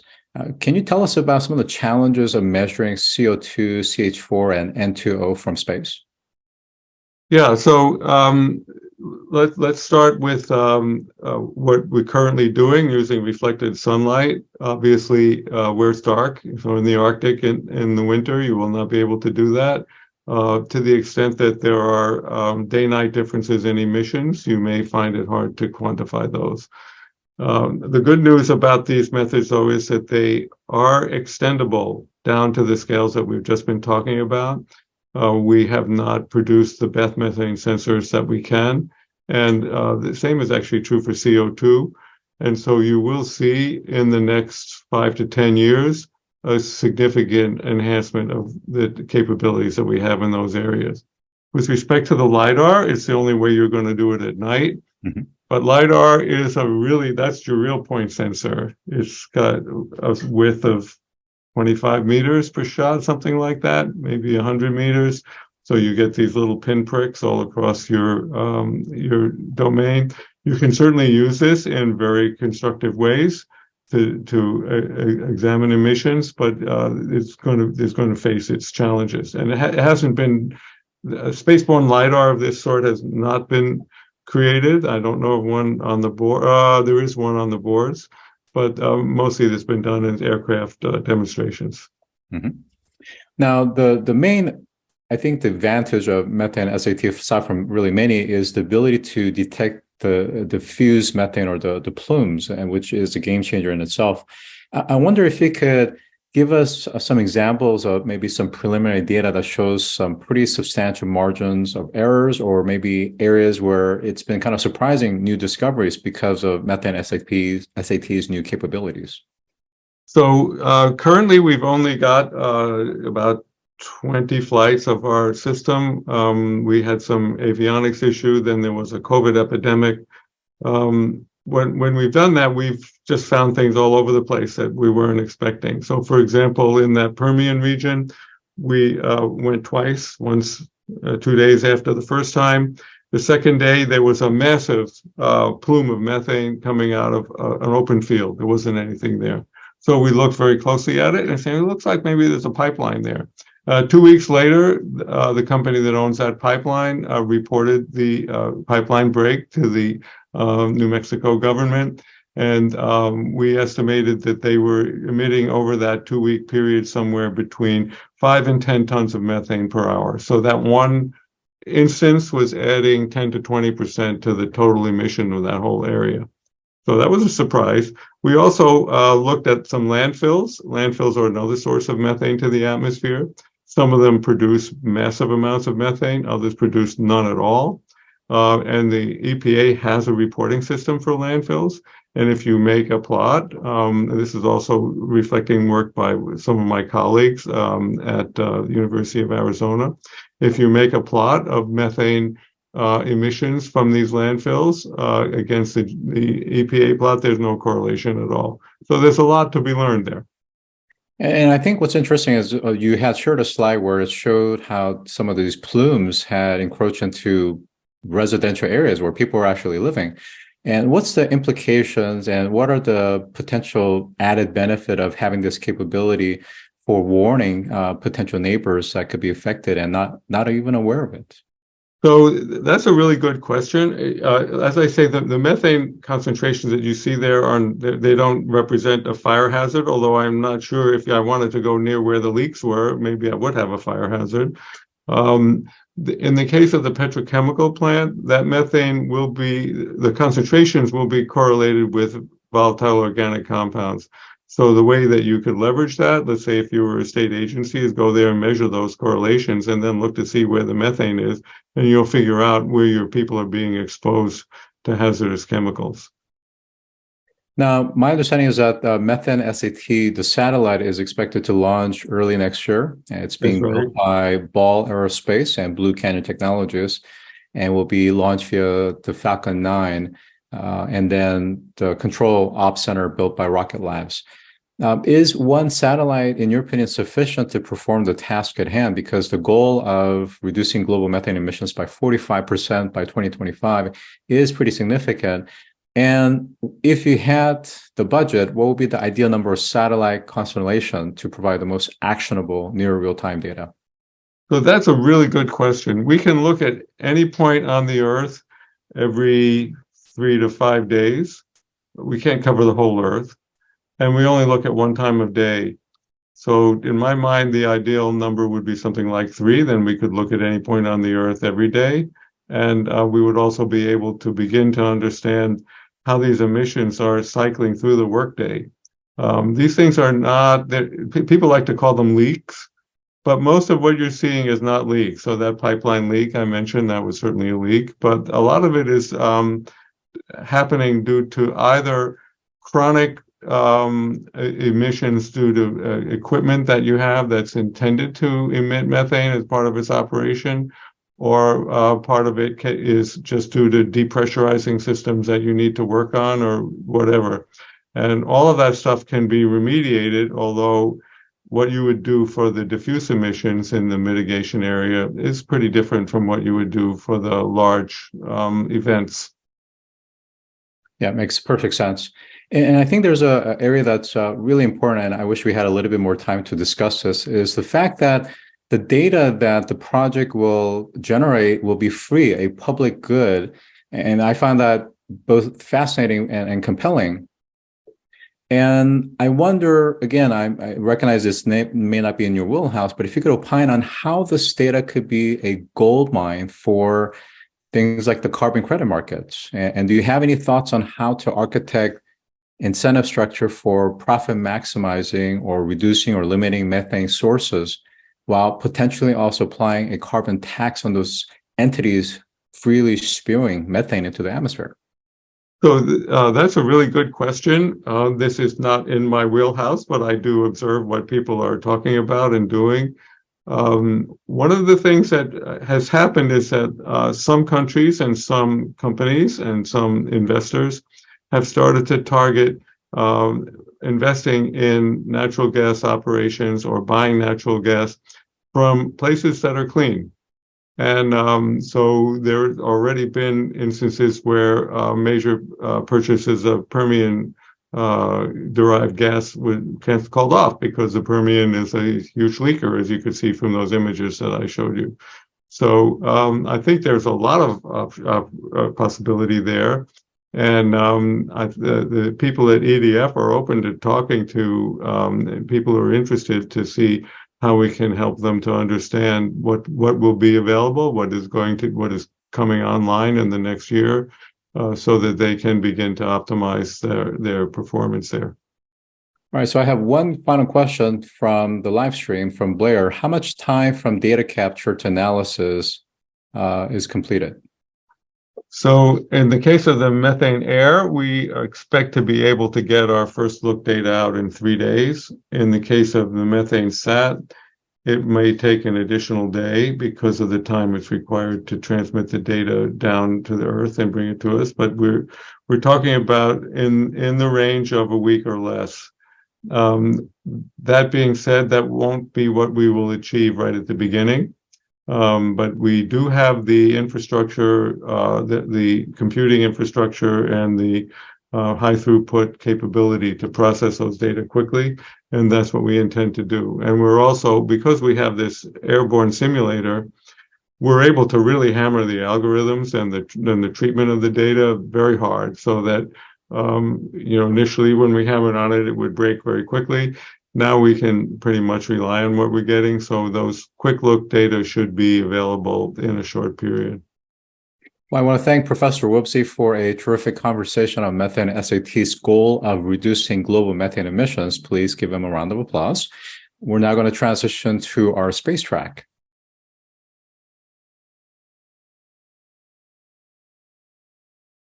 All right, so we're excited to kick off our panel on the implication of SpaceX Starship on the competitive landscape. And joining me on the panel are Dr. Abhishek Tripathi, Director of Mission Operations at UC Berkeley Space Sciences Laboratory, and Dr. Andy Lapsa, CEO of Stoke Space. All right, so welcome. So let's start with you, Abby. If you could provide us a brief overview of UC Berkeley Space Sciences. Yeah, UC Berkeley Space Sciences Lab sits sort of on the hill above the campus. We are currently managing and operating 3 NASA missions: Themis, New Star, and Icon. Although Icon is probably at the end of its life. We are also awarded 4 other missions that we're actively working on, NASA science missions: the Carruthers Observatory, Escapade, which is the twin spacecraft mission to Mars, COSY, which is a astrophysics observatory, and then MUSE, which we're doing in partnership with Lockheed Martin. There are several other missions we are in the running for also. So we went from a stage of doing a bunch of missions serially to being awarded a lot at once. We also make it a point to work with students as much as we can to make sure that they're ready to hit the workforce and all these space startups and NASA, of course, if they want to get a job there. We're trying to make sure we do a proper job of educating them. We also have startups come to us. We have a very mature mission operations team that is highly automated. So we've had startups come to us and ask, questions about doing mission operations. In a few cases, even considering working with us to do the operations. Mm-hmm. So yeah, I think that's a brief overview, and we're excited about the future. We're excited about doing more missions for NASA and for others. Amazing. And I had a chance to look at BSS's portfolio, and it really is quite massive. So a lot of incredible work that you're doing, both directly related to NASA as well as just general space sciences. Now, personally, from your background, if you could also tell us a little bit, because you're also a very active commentator on media, and I think you recently commented on the SpaceX Starship event just a few days ago, for instance. Yeah, so just as a background, I worked, before I came to the Space Sciences Lab, I worked for 10 years at NASA's Johnson Space Center as a civil servant there. I then went on to work for 10 years at SpaceX in Hawthorne. I was a Dragon mission director. I was in charge of certification for all of their vehicles for the human spaceflight program, as well as the cargo program. So I'm definitely an observer and interested in the industry. I think, there are several trends, and I'm sure we'll get into the trends in an upcoming question. But I think, like everyone else, I'm very interested to see the Starship operational. I think it will be an inflection point with many regards. But beyond that, I'm also interested in seeing other types of unique, both launch vehicles and spacecraft come online. I don't think, anybody wants to be in an industry where there's only one player innovating. And so I'm always keeping an eye out on all the other companies doing great things. Well, that is a great segue to Andy, who's going to give us an overview of Stoke Space. Hi, thanks, Scott. So Stoke is looking holistically at space mobility logistics going to, through, and from space. The idea here is to build a space ecosystem that is both scalable and sustainable. And so for us, that begins with solving the 100% reusable rockets. We are designing them to fly, turn around effectively daily. And in particular, we're looking to solve the reusable upper stage problem, which to me is the last big domino to fall in our industry that unlocks another order of magnitude improvement in cost, in availability, and in reliability that really opens up a lot of the commercial business cases that have been proposed so far. So, very much in the vein of Starship, the ability to lower costs, to improve availability. This is the thing that's going to unlock our use of space for the good of the world and for our ability to scale our civilization. Mm-hmm. So full reusability. That's right. Full reusability, and not just the ability to be reused, but the ability to be reused at a very high frequency. So much more like the way we operate aircraft than the way rockets operate today. Mm-hmm. All right. So I'm sure everybody's anxiously waiting to get your feedback, which is what's your thought on the recent Starship test? And do you think that SpaceX is spinning it from a marketing point of view, or you do feel that operationally, as essentially insiders, that it was actually very successful? That question to me? To both of you. Okay. Well, feel free to take it first. Sure, I'm happy to take it. Well, let me first start off by saying that I'm a huge fan of Starship and what it brings to the business and the industry. I think, one thing that's very interesting is to date, before Falcon 9 came along, the commercial standard for cost was on an Atlas V and, something like $15,000 per kilogram. And today's rideshare prices on Falcon 9 are $6,500 per kilogram. So that's an order of, factor of 3 reduction thereabouts. And availability has gone up. And what this has done is created, there's over $100 billion of basically satellites that are in production or in work that need to get up. And all of that demand is new from the change that Falcon 9 has done to the industry. And I think that when Starship comes on, it's going to do that again, right? And it creates this whole industry that is now vibrant and needs multiple players to win. So I think that the success of Starship only helps the entire industry and helps us. So I'm a huge fan from that perspective. I'm also a huge fan as, a space geek. But I will say that, especially in early development, it's always a fine line between being efficient and scrappy and fast. I believe, and I think SpaceX has done a great job teaching our whole industry about the value of fast design and iteration, and the ability to, build things quickly at low cost and iterate and go quickly from that perspective. But at the same time, what we do has high consequence. It's dangerous. When we screw up, it fails spectacularly. And so there's some amount of, sobriety that you need to take and respect for the challenge. And I don't know, as an outsider looking in and, talking to some people on the inside as well, my personal opinion is that I think that particular launch was maybe rushed in certain ways that, they'll recover from and they'll keep going. But I personally think that there could have been a little bit more, for lack of a better word, diligence put into certain elements of that test. Yeah. How about you, Abby?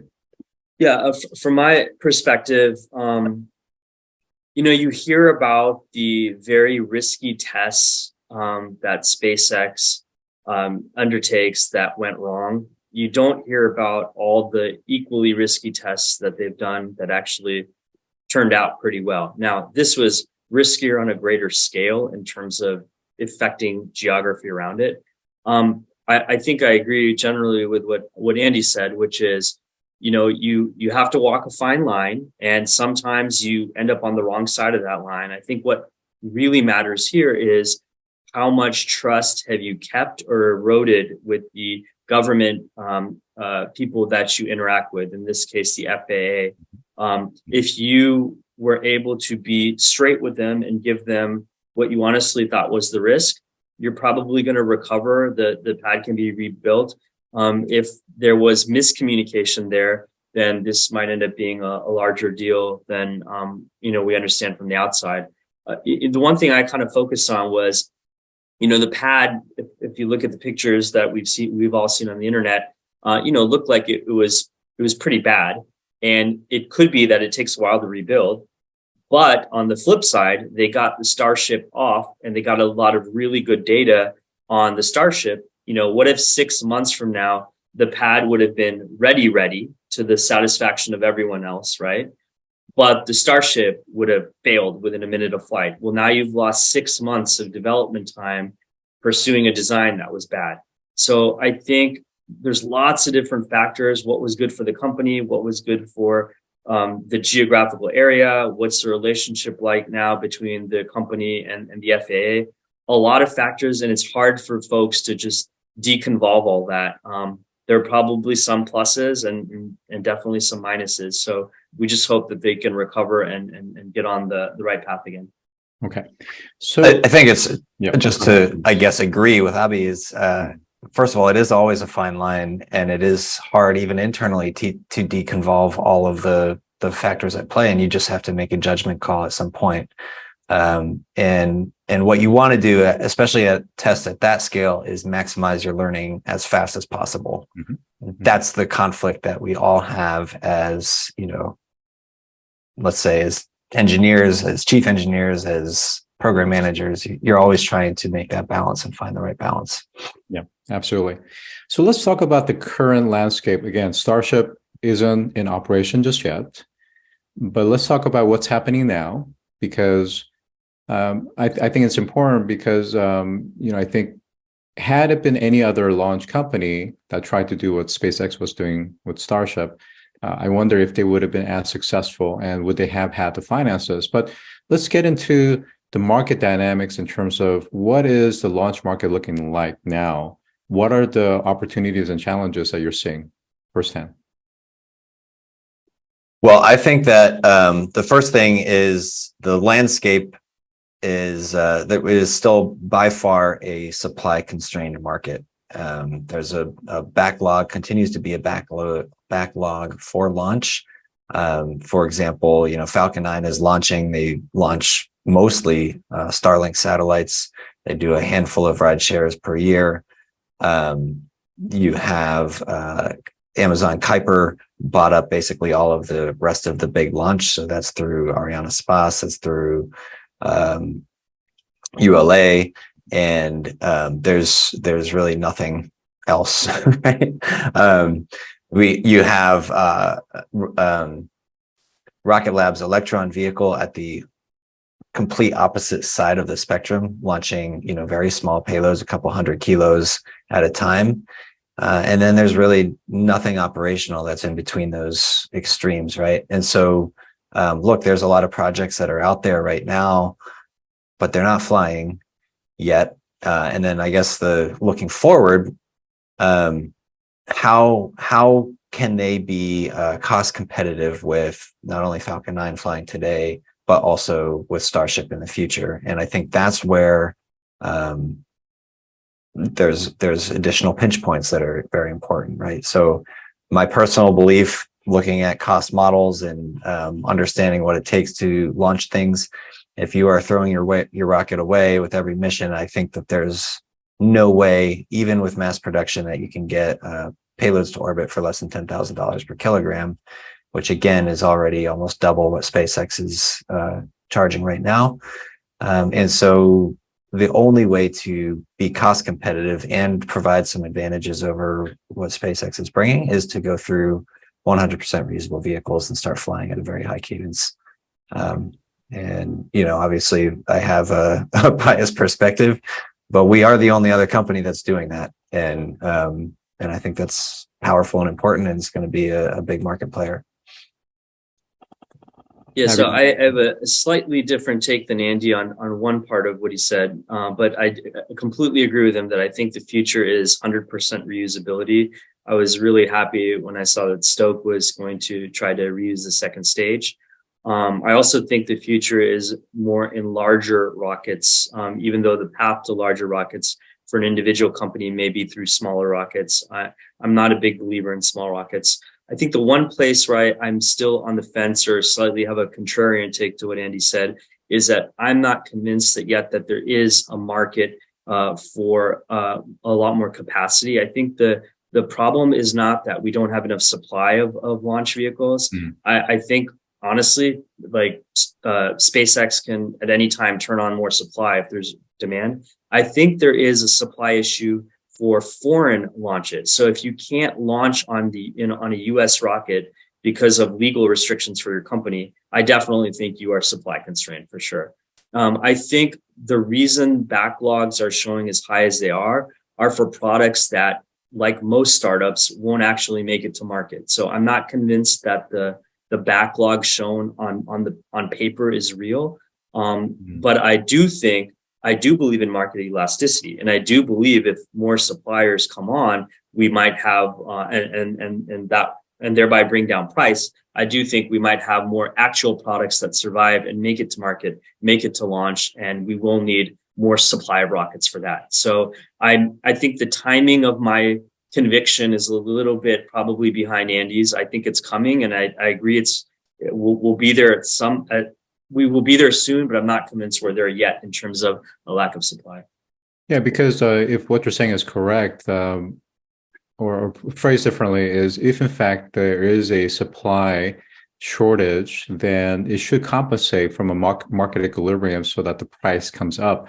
I wonder if we're actually seeing that, or I don't think we're necessarily seeing a steep price increase per se.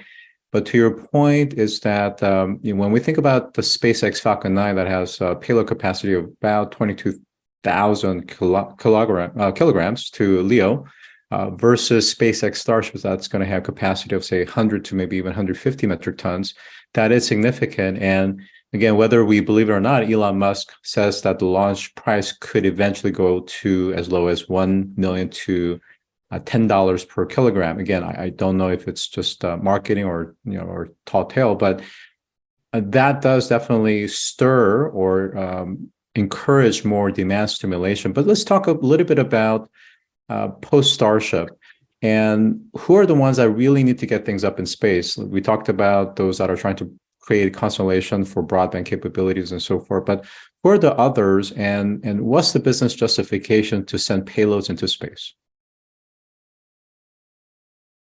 Well, there's a number of them. I think that it also depends on the time horizon that you're looking at. By the way, just to respond to Abhi, I think I do have conviction that launch is a supply constrained market, especially in orbits and trajectories that are not LEO, right? And I think there are a number of demonstrated cases where companies are getting bumped from launch, can't get a spot on a Falcon 9, or the Falcon 9 is not available and going to a place where they want to go. And yeah, there's a lot of companies that are, or even governments that are kind of in a world of hurt and heavily delayed because launch is a constraint. Yeah, so in terms of the business cases and what kind of applications are going to space, the broadband internet is, first and foremost, that's the obvious one. We also have a number of satellites, and in fact, I think Starship or Starlink 2 or beyond are looking at direct to cell phone, right? So you will have direct connectivity to your cell phone worldwide. That's probably going to start with low bandwidth applications like text message, but eventually will be voice message. And, the ultimate holy grail is 5G or higher worldwide direct to cell, right? So that's one that there are a number of large constellation companies that are starting to go. I think you're going to start to see, I just heard the tail end of your prior call, which was that it takes an extra day to downlink data from space. I don't know what the application was, but the downlink from data from orbit to space is a pinch point. It's a natural physics pinch point, right? And so as we move more observation and more communication and more things into orbit, we're going to have to get very smart about what we actually decide to pull down. And so over time, you will see a massive amount of data being generated in space, but it will also have to be processed and handled in space. So those things will happen on orbit. So you're going to put more and more compute power on orbit. And then you're only going to beam down, let's say, finished products, right? That are highly refined. So you're going to start to see that. I think Amazon Kuiper is kind of designed in that model as well. I think, Starship, this is a post-Starship world in this scenario. And I think in that case, you will see, human transport become much more compelling, right? So now you will have commercial space stations that do all kinds of things. They'll do, hotels and recreation, travel, but they'll also do more research. They'll do, start to do, have legitimate labs doing material science, doing fundamental research, and also doing production of manufactured goods. So in that world, you're going to have a steady stream of not only human customers going to and from space stations, you're also going to have a steady supply of support goods and services. So things like food has to go there, trash has to go back, right? You have to do something with that. You have to supply raw materials and return finished products. You're going to have more and more of that stuff become viable. And in that world, you need, direct service to that location and back. And that and back part is something that also hasn't been solved well by the industry, something that reusable upper stage vehicles can do naturally because they are coming and going in their natural course of business. So I think that's the next phase. In the long run, I think that, there's a lot of tough stuff, talk about lunar infrastructure, about mining asteroids and things like that. Frankly, that's a little bit far-fetched right now in terms of business case in my mind. But in a post-Starship world and in a world where we are coming and going to and from space with regularity and reliability and low cost, it's actually not that unreasonable. And I guess the analogy that I continually go back to in my head is all you have to do is rewind 250 years, and our mode of transportation around the world is through tall sail ships.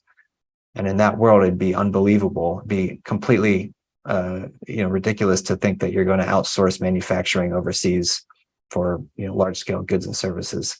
And today that's completely flipped, right? And I think the same things are true, and the same market factors are true with space. So in the long run, you're going to see manufacturing, you're going to see energy production, you're going to see transportation, you're going to see communication. All of those things are going to be anchored in space. Yeah. So again, we don't have too much time. We only have a few more minutes left. So I just want to make sure I frame this properly, which is that from an investor point of view, there are lots of adjacent and nascent space industries, whether it's satellite servicing, refueling, to private space stations and hotels, to the Artemis program support, including sending supplies to the moon, like you talked about as well, the cislunar economy, such as positioning, navigation, timing, and GNS, to a number of things that can happen. So from an investor point of view, what should we realistically believe will actually materialize in the next 5 to 7 years versus not? And how could Starship either help or not help some of these nascent industries? Abby? Yeah, from my perspective, I look at Starship as a new train coming to town. So I look for businesses that I think are able to build off of that large mass and volume capability. And they're not going to be the only heavy or larger rocket. One of the companies I'm advising, H-Star Space Transport, is also looking to do something large. So I try to think of who's trying to compete directly with SpaceX versus who's trying to take advantage of some of the infrastructure that SpaceX is laying down. I'm a really big believer in going big. Take advantage of that mass and volume that is likely to come online. Another company I'm advising called K2 Space, they're working on creating the largest bus that will be available on the market to take advantage of the full 8-meter diameter. I think that part of the market is not as crowded. We have lots of companies making small satellites, right? In lots of countries, there's so many options, and it's hard to imagine that all of them will survive competing against each other. I think companies that have a clear business plan to take advantage of the mass and volume at the new price point are businesses that I'd be interested in as an investor. And I think there's definitely innovative things you can do. You know, just to put it in a simple perspective, the entire history of space exploration and space commerce has been, you need to shrink the thing to make it able to fit on the launch vehicle. You need to spend a lot of money to get the volume down, to get the power down, to get the mass down. I'm excited to have the script completely flipped, where now you can say, no, in order to make the thing cheaper, I get to use more mass. I get to use more volume. That's how I'm going to make it cheaper. And so I think companies that are articulating a vision of how to use that, those two new knobs are companies that I'm interested in as an investor and learning more about. How about you, Andy? I think that's 100% right in terms of, you know, as availability and costs both improve, you have to stop, you know, super ultra optimizing your payloads, and that makes it cheaper. It makes it more available. You know, allows you to go through that iterative cycle. What I would say is, you see this in every mode of transportation that exists, right? There's a spectrum of services that deliver the service, or spectrum of solutions that deliver the service, and scale is good as long as you can fill the seats, right? You are going to realize the minimum dollars per kilogram as long as you're filling each mission with the maximum number of kilograms. So, for example, in aircraft, you have a spectrum, everything from a Cessna to an A380, right? And on paper, A380 delivers. It's the most efficient aircraft, that delivers you to your destination at the lowest dollars per kilogram effectively, right? But that's not the workhorse for the industry. The workhorse for the industry is a 737 or an A320 class aircraft, right? And that's because there's enough of customers who want to go to the same place at the same time to fill those seats. And I think you're going to see the same thing in space travel as well. The Starship provides something that is a freight train, right? It's great. It's needed to deliver and build some of this massive infrastructure, but that creates more demand across the rest of the spectrum. And I actually think that the optimal is not small. It's not 500 or 1,000 kilos. It's much bigger than that. But I think the optimal workhorse for the industry is something that maybe is smaller than Starship, right? Okay. It's hard to fill 100,000 kilograms of stuff in every mission. So I'm going to ask my question again, just slightly differently, which is for investors that's trying to bet on not just launch startups, but also on space servicing and refueling, and private space stations and hotels and other types of, let's say, cislunar capabilities. Where are the losers going to be, and where are the winners? And again, I'm talking about kind of that 5 to 7 years, not 10, 15, or 20 years. Yeah. Personally, I think that you hit a couple of the good ones. If you think about all of the things that have to be in place to make a thriving ecosystem in space, there's a lot of support infrastructure. So who is handling and telemetering the data? Who is doing the domain awareness? Who is doing effectively like the FAA's role, but in space, right? So who's doing the space traffic control, if you will?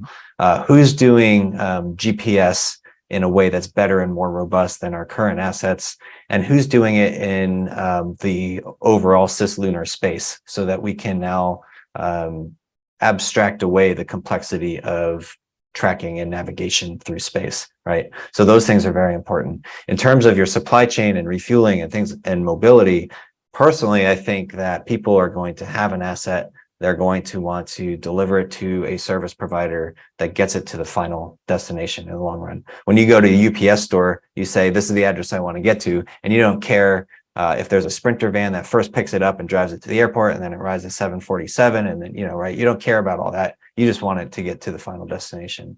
So I think that's the natural end state of mobility. And I think things like orbital transfer vehicles will either be swallowed up by launch providers, or frankly, the moat is not that high on orbital transfer vehicles, so they'll just get replicated, right?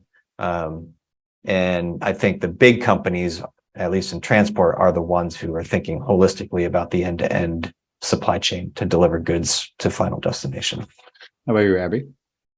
Yeah, I'm interested. I agree with almost everything Andy said. I'm also interested in sort of the full stack Earth observation. I think too many people just collect data. I'm interested in the back end stuff, convert that data to actual intelligence that can then be used in many existing industries. I think there's a lot of potential there. And I also agree. I think there's going to be a lot of consolidation in the orbital transfer vehicle. I think, I look at Rocket Lab and I think to myself, wow, they're almost already a spacecraft company as much as they are a rocket company. And I think you're going to see more of that type of consolidation.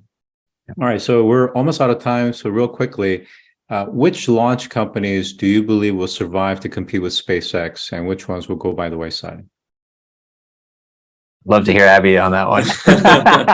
All right. So I will be honest that I don't believe that any small rocket maker right now, other than maybe one, will survive without announcing that they're going to have a larger rocket in their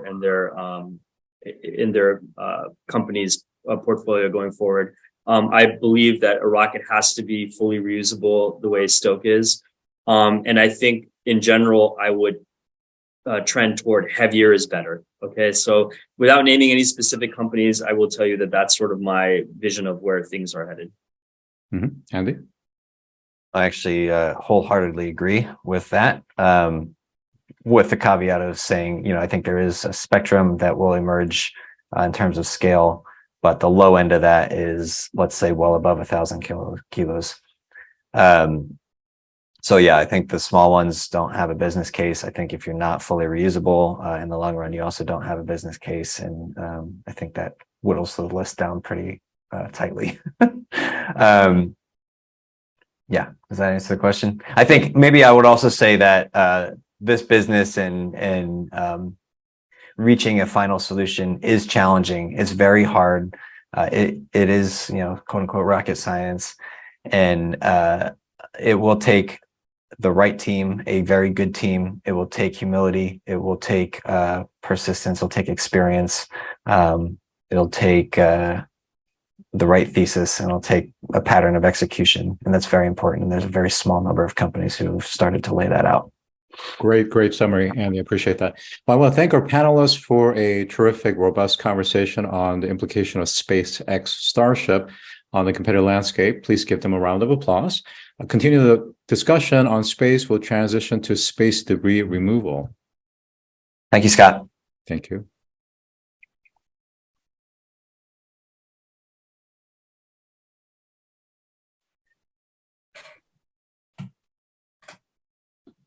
My name is David Hamilton Nichols. I'm a fellow of the Royal Society of Arts. I'm a speaker, author, investor, and producer, and I will be your MC for the next 3 panels.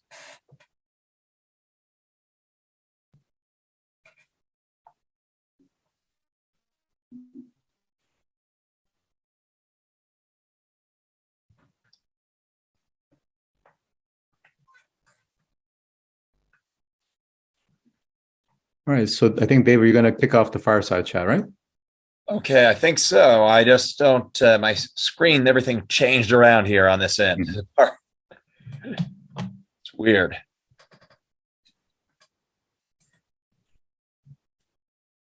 Yeah. We're excited to kick off our fireside chat on space debris removal. Joining me on this chat are Scott Amyx, managing partner of Astor Perkins, and Luc Piguet, CEO of ClearSpace. Thank you. Thank you for having me. All right. Welcome, Luc. So we'll give you several minutes for your presentation, then we'll go ahead and transition to Q&A.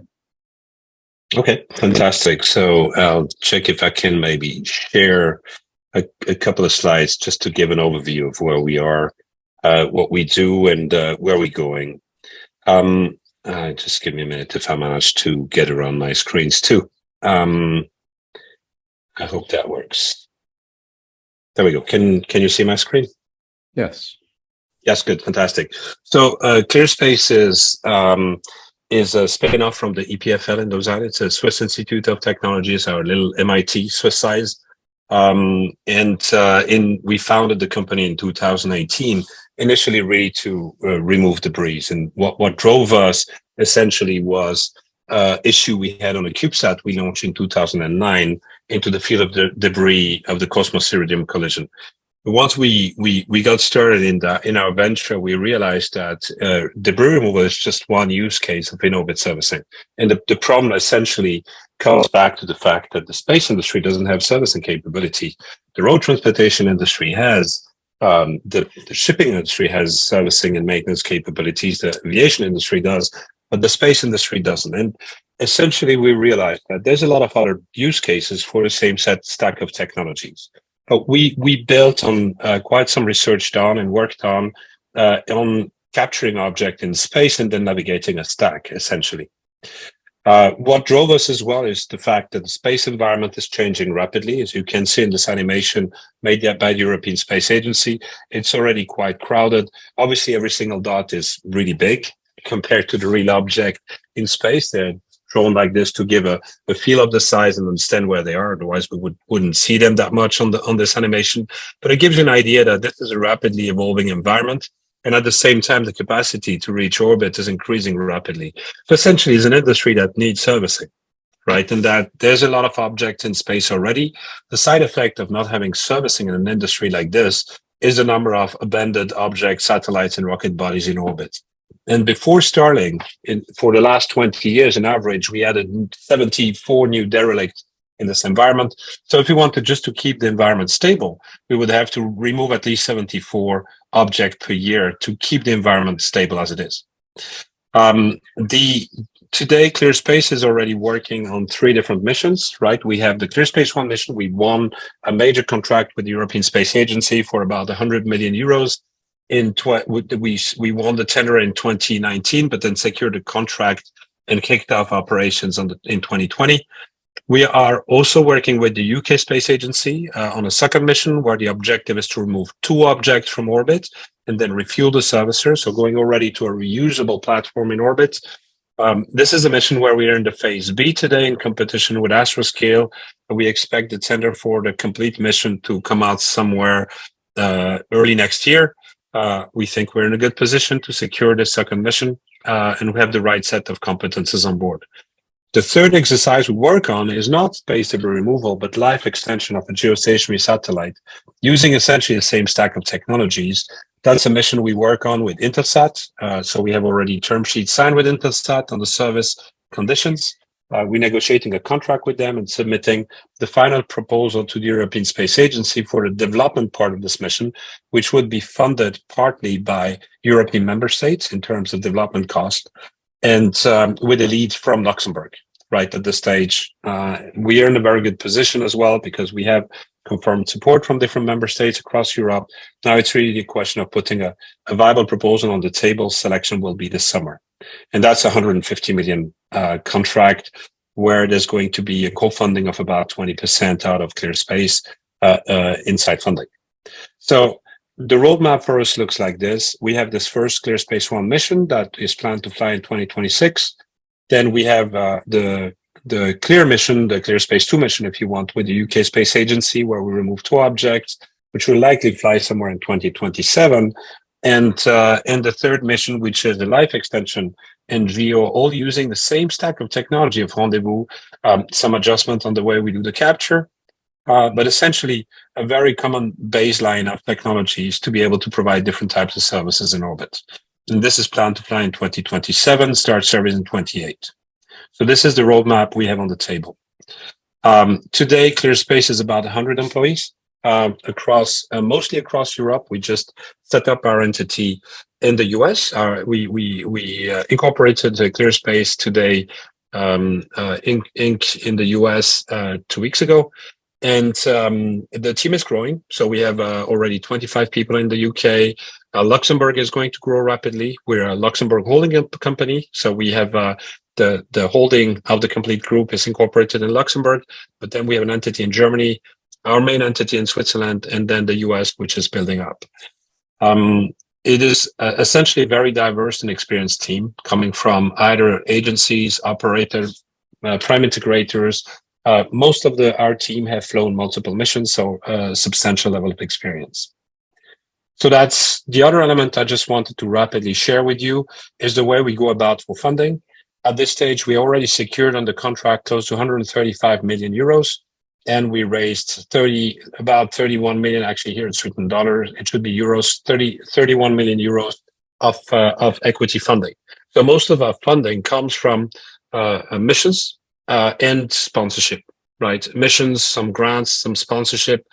If we're successful this summer, we will add a 40 million additional contribution to this total amount, which would bring us to a position where we can essentially present a leverage for investors, which is a 1 to 5 kind of leverage at this stage. That's what we try to target, but essentially also provides us beyond that support and knowledge transfer from agencies into our team. It's a relatively complex type of mission, what we do. It's not easy to implement. And for us, it was just the right natural way forward to maximize as much as possible non-dilutive funding. So that's what I wanted to share with you rapidly about where we are today. We are looking into, so we closed the Series A end of last year. We're looking into a prime right now to do maybe an extension of Series A to give some more freedom because we know exactly what we need to develop. And we had to reduce a little the ambition that we had based on the funding. So we're looking into a Series A prime and expect to do a Series B somewhere in 2024. All right, great. Thank you, Luke. That's about ClearSpace. Thank you for that overview. I appreciate it. Now, most I think would agree that the problem that you're trying to solve is a very real challenge. However, there is also, let's call it on the fringe, including those that are very technical and deep scientists within this field, that they argue that perhaps maybe those in this particular space are making a bigger deal than it needs to be. In the sense that they believe that there are adequate data and technologies, existing technologies, to help satellites maneuver away from debris, keeping in mind that when we think about space, even in LEO, it's a lot larger than people kind of, believe. Some say that satellite manufacturers are also designing systems to deorbit on their own. So there really isn't a need for this space debris removal solution. How would you respond to some of them? So the first thing is that when it comes to data, it's a little like saying we just need better data on ways about where broken cars are. We don't need tow trucks to remove cars from motorways. Well, one thing is that it might seem that LEO is a big environment, but what happens is that the number of orbits that are really valuable are discrete, right? We already see that constellations don't launch between 600 and 1,000 kilometers. Why? Because they can't. Right, they can't take the risk for operation is too high in those orbits, and some of the orbits we already see Kessler syndromes appearing. So we have more between 700 and 900 kilometers. The number of objects increases over time without fundamentally new satellites being launched in this area. So the problem is obvious. The question is who's going to buy this first, right? What is the adoption curve? There is a lot, and there's a mix-up, I think, between argumentation used by a satellite operator to achieve license, to obtain licenses, and the tendency is to minimize the issue and the problem, and the reality of the environment, right? The reality of the environment is that it is not a sustainable environment. It's just not. The fact that we have no way to clear up objects that orbit at 28,000 kilometers per hour above 600 kilometers in a reasonable time frame is by definition an unstable environment. So today what we see is that the first people that really pull the alarm and raise flags and say we have to do something about it are agencies, and typically agency operating larger satellites, right? So ESA is paying a lot of money into this, and the reason why they do that is because they see that this is not just not viable on the long term, and they need to protect their assets, and they need to create an environment that can be operated in the future by all the constellations that are going to be launched up there. So we see this changing rapidly. It's really interesting. When I started ClearSpace at the beginning, the first in 2018, 17, 18, I was going to conference. Everybody was saying, we need better data. We just need better data. We avoid objects. We need better data. And as years passed by and we continued working on our project, every single conference, the subject was evolving. And you could see the space debris subject is a constant element of every single conference. And in the latest year, everybody says we have to remove stuff. We are in a situation where this is not sustainable and they have to be addressed. The other element about having self-deorbiting capabilities, most satellites do already, right? And they do for years, right? The satellites developed in 2010, 2015, 2020. Certainly, every large platform has a propellant budget to deorbit. So the need there is this capability is there for a long time already, and it's sort of like assuming that cars never fail. Right, you need a servicing capability for cars because they do fail, because otherwise they become just way too expensive to operate. What we see in terms of activation of initial needs from operator is the fact that you can reallocate your fuel for operation if you can count for with the orbit and servicing. So one of the important first commercial conversations we have with operators tend to be with operators that have large platforms and allocations of fuel. So I'll give you an example. You've got a meteorological satellite, it's got a 5-year span in orbit and costs 500 million. And there's a few of those, right? This satellite, because it's a 3-ton platform, needs to do a controlled reentry, because otherwise it might end up cutting the air traffic over Spain on reentry, like what we've seen last year with Chinese rocket body, where we start having serious risk on air traffic or other infrastructures on the ground. And so those operators know they have to do a controlled reentry. If they can reallocate their reentry fuel onto a maintaining operation, they can delay their investment for a period of 5 years, or even in some cases, 10 years. So if you calculate the 500 million investment for 5 years that you can extend to 10 years, you can very rapidly calculate the return on investment on a deorbiting operation. So the first places where we see a real interest, a commercial interest, is that kind of operation. Then the other one are large objects. Quite a few of them are large objects. The question is, how will this evolve over time? How does a new industry like a servicing or deorbiting industry evolve over time, right? And that's really the question. I hope it was a long answer. I'm sorry for that, but I hope that kind of covered the complete span of the question itself. Thank you. I appreciate that. And again, it was I think somewhat of a rhetorical question, because I think everybody agrees that it's a serious problem. It needs to be addressed. Now, when we think about space debris removal, it's a lot more complex and diverse, right? So it's not just larger objects; it's fine debris that's going at incredible speeds. So talk to us about how your design of that 4-arm capture system for its robotic satellite, how that differs from some of the other solutions or proposed solutions that are out there, like nets and laser blasts and harpoons, giant foam balls and puffs of air, tethers to solar cells, and anything in between. Yeah, so there's a question. There's multiple trade-offs we had to do at the beginning of our work, right? And our approach was not, we were not trying to push a technology. We were asking, what is the right way to address a specific problem? So to give you some context, the first question we look at the space environment. You can look at it like an environment where you've got sources of small debris and sinks of small debris. Sources are fragmentation events of larger objects, right? So the source, what generates a lot of those small, tiny, thinner debris, are fragmentation event, batteries, explosion, it can be collisions. So it's really larger object that generates small debris. The sink, there's only one, is atmospheric drag, right? So in this environment, what we are missing, and in particular in specific altitudes, is an artificial sink, right? And then the question is, where do you start? And our take was, we rather start with the source than start with the small debris. And the reason is because there's a saying, I would fix the fence, but I'm too occupied chasing the chicken, right? So the idea for us is, how do we fix the fence? That's how we started. The other question was, okay, find what technology to grapple a large object. So you can go for a harpoon, and we traded this off because we just don't believe it's a good idea to throw a harpoon against a satellite that carries hydrazine, right? So the risk for the operation is high.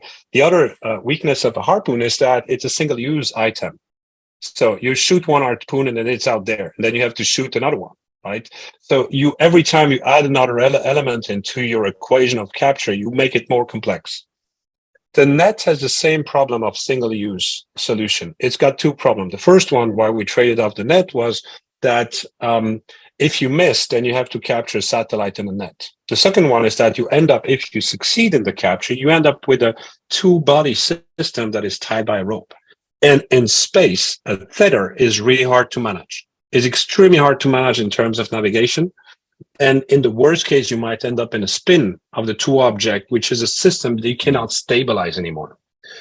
Then the other element that we brought in is we have to be able to repeat operation. It is a really difficult thing to pick up. It's like providing roadside service to a car that orbits at 28,000 kilometers per hour in the void of space, without friction and without gravity. Everything floats around. So any contact with the object generates spin, motions that you don't want, generates complexity. So doing the capture is difficult, and you have to be able to repeat operation if you fail. You have to also be able to repeat operation if you want to do a reusable platform. So that's all the drivers that led us to the solution we have today. The last trade-off we did was, should we, another one is the orbiting kit, right? There was a discussion, would the orbiting kit be a solution? And our take was no, because you have to sell the orbiting kit 3 years before the mission flies, for all the satellites, even the ones that don't fail, right? To an operator, to a system integrator. And then you have to use it. The value you produce out of the system happens 3, 4, 5 years into the mission, right? So this is an extremely difficult sale and business case to make. And then it's the additional weight, mass over the complete constellation can be massive. So we came to a conclusion that it's like adding a car to a car, right? You have to be able to navigate. You have to be able to vector your thrust to be able to navigate back into Earth's atmosphere. You have to have an avionic on board of the orbiting kit. So you need propulsion of the orbiting kit. You need power. So once you put all those elements together, you realize, okay, this equation is really hard to make. And the last one was, is docking plate a good solution? And the answer is yes, it is. The docking plate is a great solution. Problem is, the first customers don't have docking plates. They just don't. The first customer where we sell missions and the first contract for mission we sign doesn't have a docking plate. And when we looked at it, we came to the conclusion that the pioneers and early adopter in your adoption curve don't have a docking interface. So for us, the docking interface is simplification. We can buy a docking interface. We can develop the magnetic docking system or whatever grappling system for docking interface relatively easily from our initial development process. So this is what drove our selection of how we approach the problem. Then the last point that really differentiates us from the other solutions in the market is that we raised 30 million at this stage, and we already have 2 mission contracts on the table. Who else does that? Yeah. So I think alluding to what you're saying is that there's still quite a complexity. So even with the best case solution that you guys have come up with, the reality is getting close enough to that target satellite in just the right speed, at just the right altitude, just the right angle. And again, keep in mind, I mean, for all purposes, you have to basically be almost touching it before you can actually start to grab it and pull it in. Talk to us about some of the hardware as well as the algorithms that are being used and being optimized to help fine-tune that final capture process. So yeah, that's a very good point. And by the way, it speaks to your previous panel on launch capability. We have to do a rendezvous, and we have to do a rendezvous of a satellite of a servicer that's probably in the 700 kilogram range, which means that all the small launchers of 300 kilogram just don't fit for our need. And the larger one might not get us to the right orbit, right? Because they will be driven by other requirements than ours. So there's a class of launchers that 1 ton, 2, really interesting.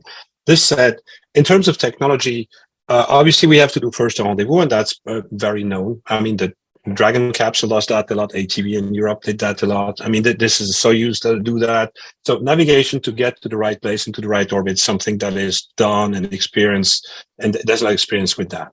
When we get to close proximity, There's multiple dimensions of the problem. The first one is a guidance, navigation, and control problem, where we have substantial experience on board. Our lead of guidance, navigation, and control has flown 3 mission information flight and wrote numerous amount of the background IP and know-how on angle-only navigation and how you get with the minimum number of sensors close to your target. The big challenge is to do the capture itself, right? So we worked, the first element that you need, which is a key technology element, is the navigation system, which is the capacity out of a relatively simple sensor to get a very clear understanding what the motion, movements, proximity, distance, relative velocity, rotation rates of the targets are once you're at proximity. And so we did a substantial amount of work there and are very mature on those technology. Then the next step is you have to do path planning for the capture. You want to optimize the capture angle, specifically if you have an object that has solar wings on it. So you want to be able to do that and then do robust control. And the robotics of the capture system is another element. You want to be able to capture the object before you touch it. And the reason why you want to do that is if you touch it before you capture, you affect the system, which makes it more difficult to capture. So the choices we make are really focused around this capture without touch and then securing the object. Once this is done, the next problem you have to solve is that you need to recalibrate your center of mass so that you can actually fire a propulsion system in a direction that is not a rotation. And that's another dimension of the problem. And then the rest is navigation. Right, so those are the key elements of the problem. Now, what we have as an opportunity on the ClearSpace One mission is to solve all those problems on a real case, right? And once you tackle the center masterpiece of capture, picking up something, navigating a stack, then you're in a position you can provide any other service. So this is really the masterpiece you want to control, to be able to master in-orbit servicing. And all of them are present on ClearSpace One. All of them will be present multiple times on ClearSpace 2 and will be present for a cooperative target in the case of a geostationary satellite 2 times in the ClearSpace 3 mission. Great. Thank you for that overview. Let's talk a little bit about business opportunities in the sense of going beyond ESA grants and sponsorship. So right now, yes, the bulk of the revenue is coming from the ESA contract, right? And certainly in the US, NASA, of course, is a big customer of many of the space-related companies. But talk to us about, after kind of that 2028 and beyond, who are the private commercial payers and why would they be paying, and what is the specific context of why they would pay? And putting a caveat that when Starship comes into play, certainly on the LEO side, some of those satellite operators may not necessarily want to refuel or service, but rather just let it decommission or just go out of connection, right? Geo is a different matter. So help us trying to understand the different revenue sources and how you can really commercialize it from the private side. Yeah. So I think first of all, our take is that the first commercial customer is customer where we don't co-fund, where we have a profit on a mission, will likely be of the institutional defense type, right? Those are actors that have large platforms in orbit, which have been quite expensive, and where they can do fuel reallocation. That's the first target, what I mentioned before. The fact that you can extend the life and the operation. It's not really about the orbiting itself, it's about using an external deorbiting service to extend life of an expensive sensor in orbit. So we expect those are typically the first one that will sign up for paid contract where there's going to be a fully paid service, right? From there, I think when we look at the constellation segment, the lower orbit constellation, like, for example, SpaceX, and probably at least at the beginning, Amazon Kuiper, they're not going to be an early adopter. If they're anything, they're lagger, right? Or a late adopter. Mostly because they're low enough. They're below 550. They come back into Earth's atmosphere within 5 years, right? And the FCC regulation pushing down from 25 to 5 years, they're still in. So they don't really need to care so much about that. I think they will face another problem is that a lot of those platforms that will drifting back down will go through ISS orbits and space stations orbit. And that's going to be one of the challenges that will have to be overcome. But today we just don't see the business case there yet, right? We will have to bring down the cost of a servicing substantially low, right? You have to be in the realm of 1 million per deorbiting if that's the service model. Where we can see as high level or high level altitude or the constellation, it's a different story. And they might be interested into an insurance service, right? Into more like a AAA kind of service where it's a subscription that essentially takes over the liabilities for the orbiting to be able to obtain extension of life of a 6 billion investment into a constellation for the launching state, right? Because they'll say, I've got a 5 years nominal lifetime. I want to extend 2, 3, or 4 years. Everything still works, right? And put on the table a guarantee for the launching state saying, well, we want to extend and to give the guarantee that the failures will be deorbited because those ones remain for close to 1,000 years or more in orbit. We will insure this risk, right? And this, at some point, we were thinking maybe ClearSpace should be an insurance company, not a deorbiting company. The question is, the technology is really an enabler for a financial transaction, right? And so we looked at it this way. So we expect that very likely is going to be how this kind of services for deorbiting might materialize on short term. That's what we see on the horizon. Geostationary is a very different business case, much more simple, much more straightforward, where essentially you extend the life by taking over the station keeping of an expensive satellite for another 5 years. And there the market is already mature. We already have a very advanced discussion with multiple operators on this subject, and we have term sheets signed for that kind of services.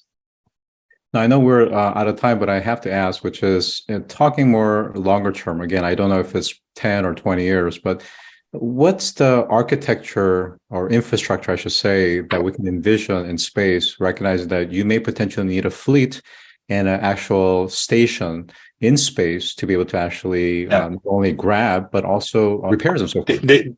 Exactly. This is really, if you want the ideal solution, is if you don't need to actually deorbit, right? If you can find ways to reprocess the architecture in orbit, there's not a dimension. So we expect there's going to be fleets in the future of that, and the approach will be quite similar. There's going to be additional services for operators in orbit, which means that the inclination and type of orbits that the operator might choose might just be because in this specific orbit and inclination, it's going to be cheaper to operate because you have additional services available already.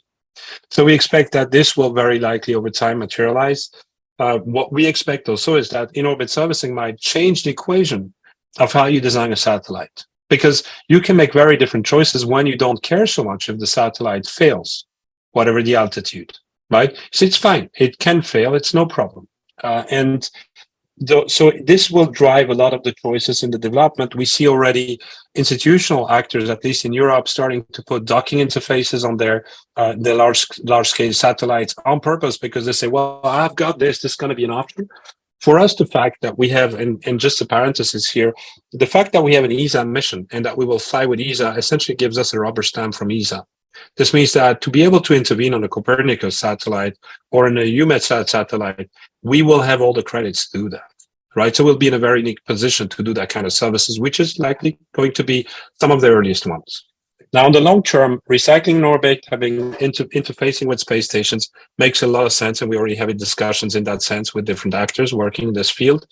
I think the future is going to be an environment which kind of will stabilize in something that makes optimum sense, where you don't have just a cost reliability curve in space, but also the maintenance cost curve that will allow to just bring the complete space industry into new optimum.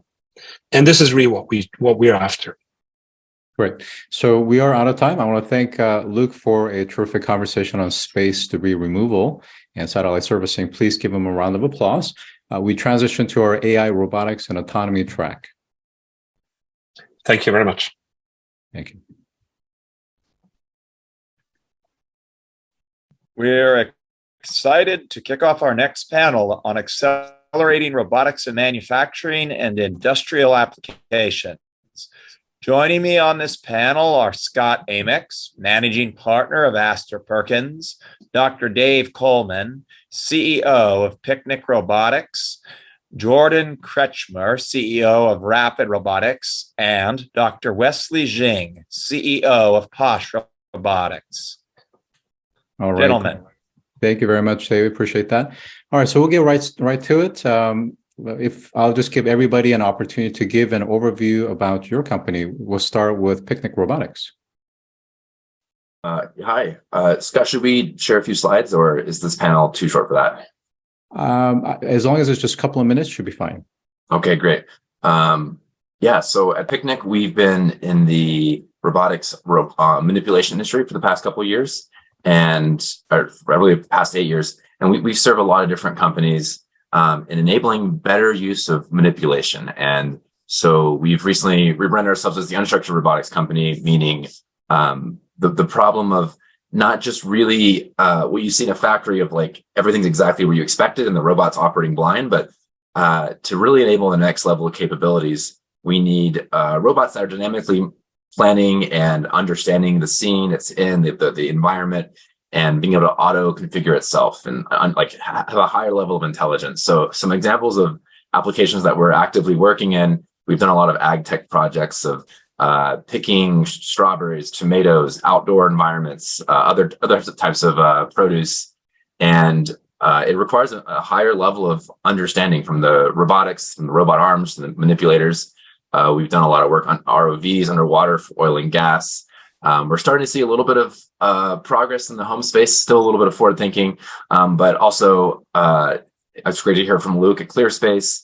Companies like his we're collaborating with in even the space industry on manipulating for setting up new habitats on the lunar surface or servicing satellites. And so, you know, our thesis basically is that it's been way too hard to use these robotic arms, and we've kind of been like hindered by that. And so we're bringing out a product to market that's going to make, or that is making programming intelligent robot arms cheaper, faster, and easier. So we've already working a ton of top brands in the past, and we have this open source product, Move It, that's widely popular.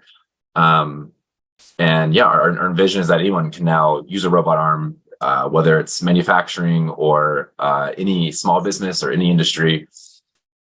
And so that product is called Move It Studio. It's available for download now on our website. And just a few quick screenshots about what it looks like. It's a low code environment for configuring the advanced algorithms that you typically require tons of R&D, like millions of dollars, many months. We can now do in days, and you can reconfigure robots on the fly. And it gives you lots of different ways of understanding the environment, seeing what the robot's thinking, and programming the arm. So that's just what I wanted to cover from a few quick slides, and I'll pass it on. Great. Thank you, Dave. Let's go on to Jordan to talk about Rapid Robotics. Hey, everybody. Dave, I didn't realize you were doing slides, man. You're making me look bad.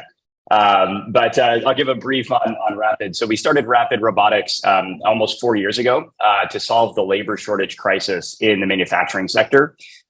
We deliver robotic work cells that are pre-trained using computer vision and AI, trained using the CAD files of the work cell environment, as well as the parts that we're going to be manipulating, to execute almost every common manufacturing task, like pad printing, injection mold removal, ultrasonic welding, palletizing, packaging boxes, that sort of stuff, all with no programming required and no systems integrator.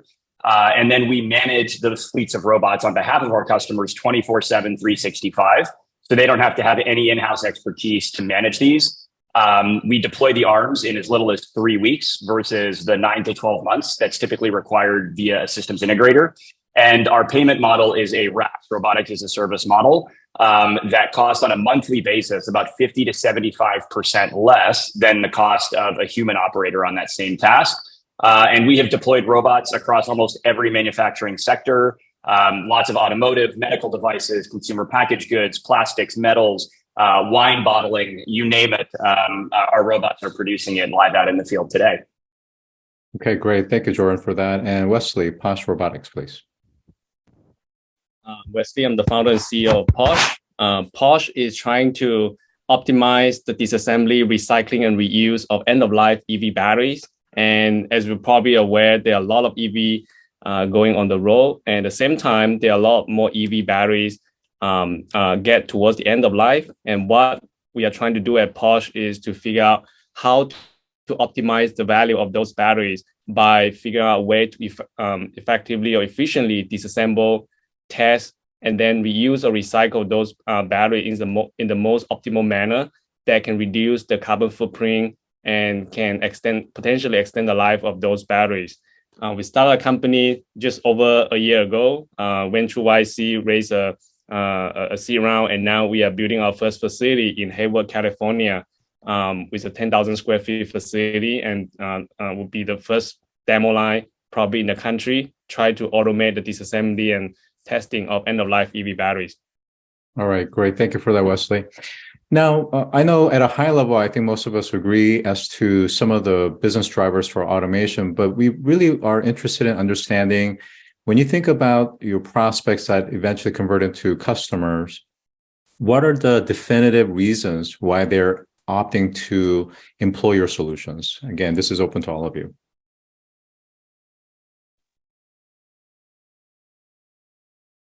I'll go. Go ahead, Dave. Sure. I was going to say, I think the robotics there's a lot of buzz around robotics right now, and people see that there's a clear ROI for automation, but the limits of what prior automation could do, the stuff that we've seen in the past few decades, it's kind of an old mindset of these factory industrial approaches. And so they work with us because they see us as a solution to the next level of innovation and automation and complexity. I think Jordan has a similar viewpoint. You want to go ahead? Yeah. So, for us, it's all about deployment velocity. So the number one thing that we see in the market today is the labor shortage is going up exponentially. So the labor shortage, just in manufacturing, went up by 375,000 unfilled positions last year. And there were only about 28,000 robots that were deployed. And that's just in the US. And so as the labor shortage is going like this, and robotic deployments are basically flat to like literally about 3,000 to 5,000 more robotic deployments happen each successive year, while the labor shortage is going up by hundreds of thousands. That's the crisis that we're in. And I think that's driving, on the manufacturing side, companies of all sizes. We work with companies that are less than $50 million of revenue a year. And we work with companies over $10 billion of revenue a year. And the exact same problem exists. There aren't enough people in the world to program the robots necessary to be deployed to fill the labor shortage. And so for Rapid, I mean, that's the key aspect of the market that we're looking to go after. And that problem exists at every scale of facility. Mm-hmm. Well, that's certainly that most of us have heard or see by reading articles, but at the same time, if you could get more granular in terms of what's really happening on the ground level in terms of adoption, and love to hear each of your perspective, recognizing that just because there's labor shortages doesn't mean that you're going to have immediate adoption by every sector, every types of firms. Yeah, I mean, it's on the ground, the issues are the status quo, right? So you have organizations, a lot of these companies have existed for 75 plus years. And they've done things the exact same way in that period of time, right? You pick up the phone, you call a systems integrator, you say, hey, I need to automate this part of my facility, or I need new machinery over here. I don't have the skills in-house to execute this. And that's a swing that is well known across the company, right? So the CFO, the procurement team, the legal teams, the executive teams, the board, they all know how to buy like that. And so even though it's not very effective or efficient to buy that way anymore, because there are so many other options for automating, sort of transforming what we call bottoms up transformation, automating away the easy stuff as inexpensively as possible and working your way up versus starting with massive automation projects. That's a big culture shift within a lot of these organizations. And, I can't even count how many facilities we've walked into and they say, hey, here's our 5-year automation plan that we put in place 4 or 5 years ago. And we ask, well, how much of that have you accomplished? And the answer is almost none of it or none of it. And so, fighting the status quo is kind of the hardest part of our job.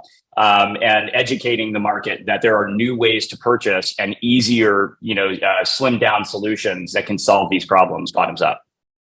Now, to that point, SIs are certainly channel partners and a critical one, but at the same time, where cases SI are helpful in accelerating sales velocity, and in what cases are you able to effectively disintermediate and just go direct? I feel like I'm talking a lot, but I can start the answer to this.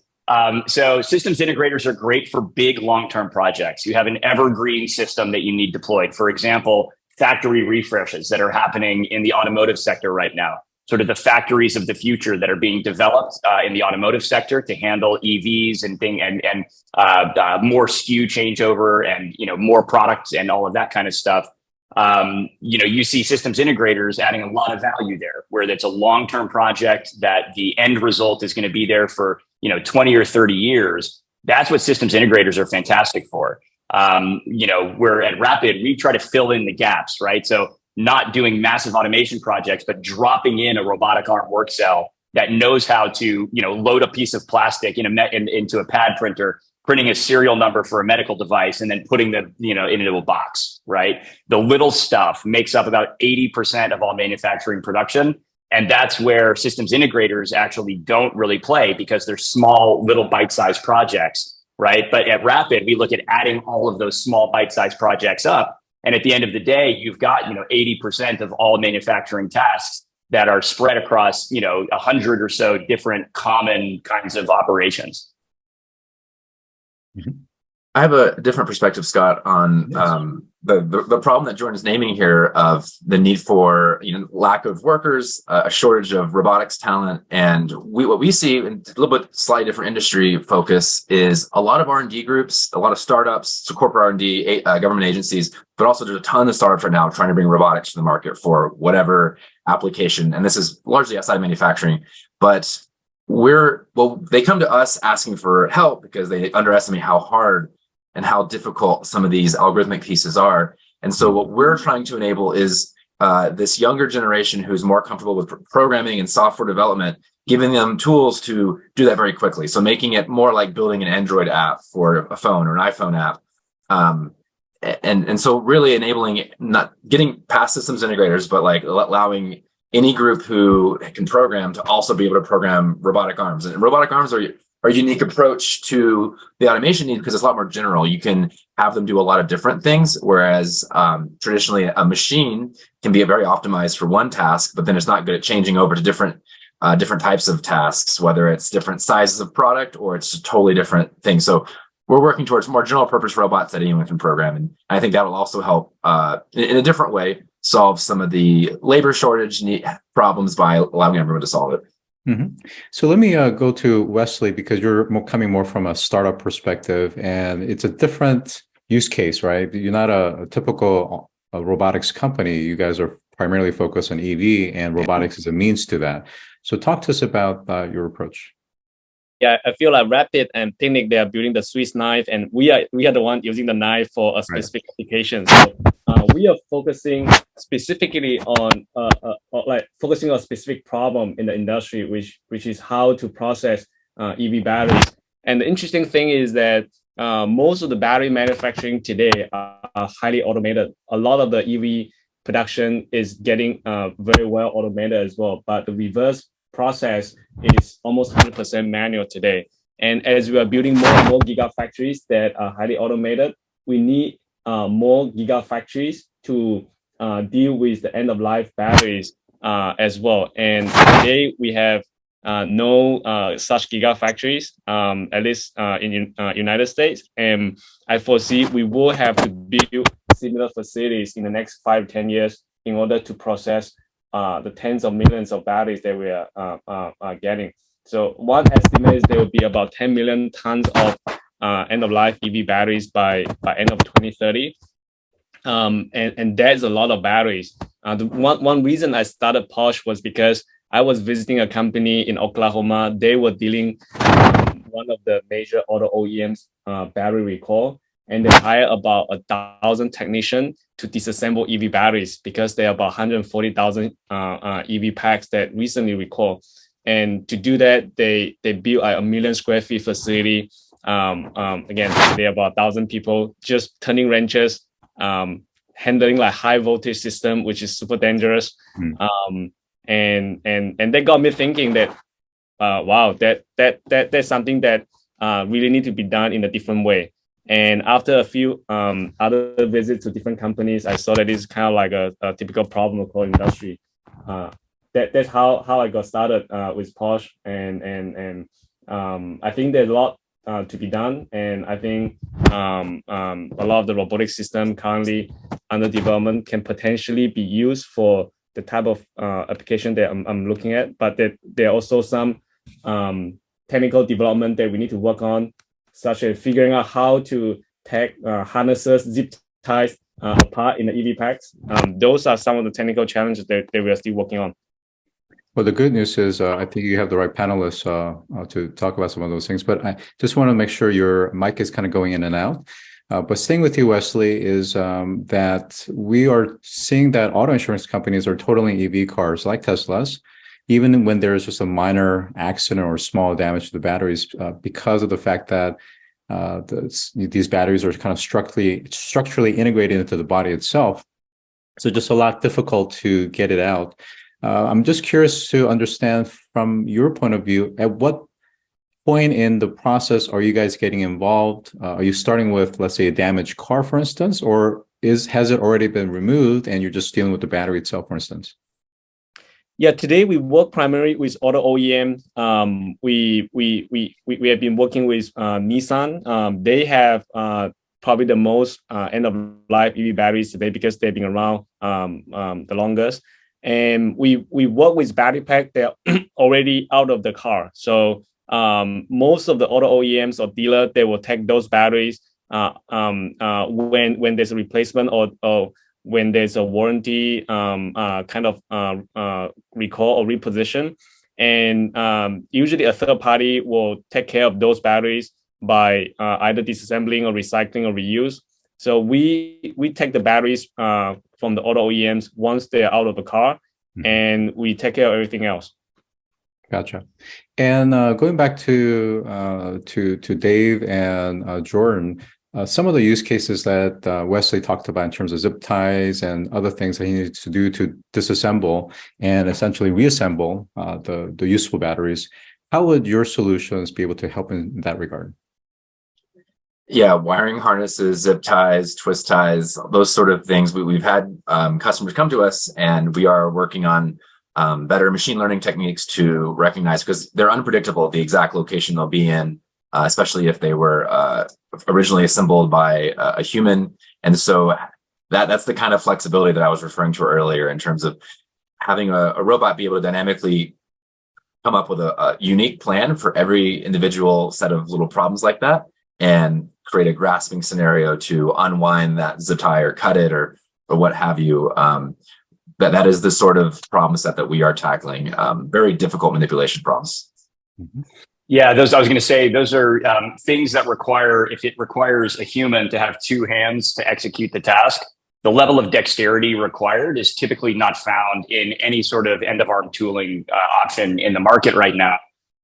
But, if we were to try to go do a task like, wire harnesses or, executing zip ties, cutting a zip tie, no problem.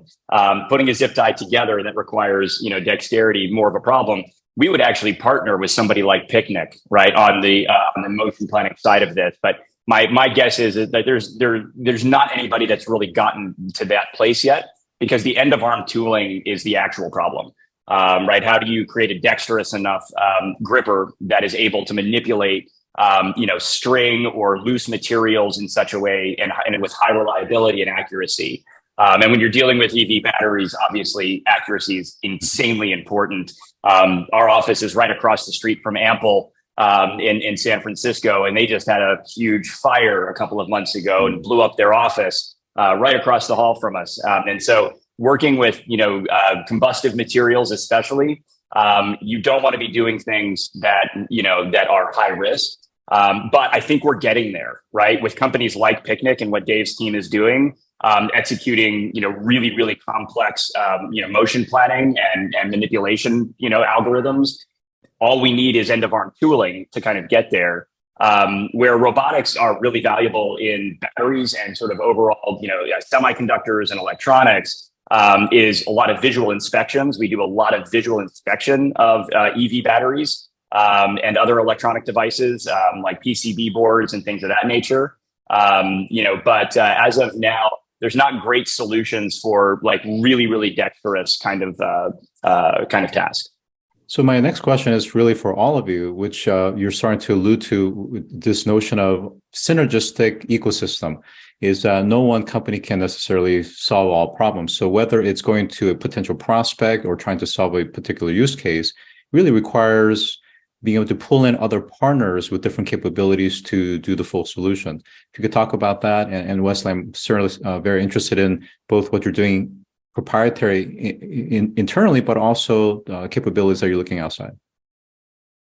Yeah, we are very open with collaborating with other partners. For example, we are collaborating with one of the national labs on using teleoperated robot to start doing the disassembly first, and then we learn the process and train the robot to do it by itself. Because if I give you a batteries with all the zip ties and connectors, it's very difficult for a robot arm to begin with, like to start like disassembly in the first place. So basically, what we're trying to do is to how do we use teleoperated robot to learn the process and then train the robot to do it by itself. We're also collaborating with another company in Europe doing harnesses removal. They specialize in that space. So we are fortunate enough to have the same investor, and we are working on figuring out what's the best way to do it the most in the most efficient manner. So I think the problem is complex enough, and it's unlikely that a single company can solve all the problem, and collaboration is definitely the key here. Yeah. I'll add some. Go ahead, Jordan. No, I was going to say to us, the ecosystem is everything. You rewind 5 to 6 years ago, there weren't a ton of robotics companies doing work in the cloud. And there weren't a ton of robotics companies that had robust APIs and SDKs. Now, almost every modern robotics company, especially ones that are software-based, and the robotic arm companies, UR and Yaskawa and others, give access at a level to their systems that were not provided before. And so the end result is like we can look at sort of the rising tides, rise all ships situation, where the more robust the ecosystem is with specific kind of technologies that are easy to integrate together, you get really robust solutions that are great for the market. A great example of this is AMRs and our robotic work cells, right? So currently, previously, parts had to be shuttled from one end of the facility to the other by humans, like rolling carts around, or by adding conveyance from one end of the facility to another to get parts effectively through the environment. And with the advent of modern AMRs, right, that are cloud connected, we can actually connect to those systems and see where those AMRs are. So parts can be delivered to our robotic arm work cell, and we're integrated to that AMR system. So when that AMR arrives, we get the signal. We use our cameras to detect exactly where the AMR is that's holding all the parts, and the robot can get to work. And so that kind of modernization or flexibility or modularity is now accessible and available in the market, right? To bring these solutions together to create completely cohesive, new modern approaches to old problems. Mm-hmm. Yeah, I have a last thought there, Scott, is it is a big trend right now in the robotics industry that more companies are bringing subsystems and components that then another robot company can assemble together to create a robotic solution. And I'm excited about that because we're part of that direction. Some examples are Tanagram, Slamcore, Formit, Inorbit, Foxglove, and then the Move Studio that I was showing earlier. And so it's to be seen how successful that is. It could be that we're too early to have a component-based platform, and maybe it needs to be more bespoke, all built in-house. Like in the olden days, a robot company had to build everything from the ground up, and it was very slow and very expensive. And my bet is that that's no longer the case, and that in order to move faster and solve these problems, we need to work together and have that ecosystem you alluded to. All right. So my final question for all of you is, where is relevant? If you could share metrics around maybe as a percentage uptick or number uptick in terms of kind of qualify leads or sales conversions that you've seen in the recent years that reflect the truth on the ground, as well as any type of startup metrics that you'd like to share with those that are watching? Yeah, so I'll go. So last year, we received 350 inbound leads for our solution. In the last 2 quarters, we've received over 1,800 from companies of all shapes and sizes. So if there's, I think it's indicative of the level of demand and the need for more robotics being deployed into our sector, manufacturing. And we deployed double the amount of robots last quarter than we had in any previous quarter in our company's history. And so those are 2 metrics that should kind of give a good sense of where the scale of this market is going and the level of demand and need for robotics in not just manufacturing, but really every sector.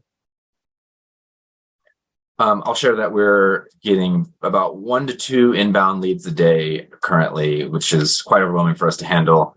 But many of the robotics companies in the market, when I talked to the CEOs, I'm surprised that despite lots of funding, they have very little revenue, and we are pushing like 10 million in revenue this year. So like we're seeing a lot of demand for needs for advanced robotics for all sorts of other robot companies who come that we serve.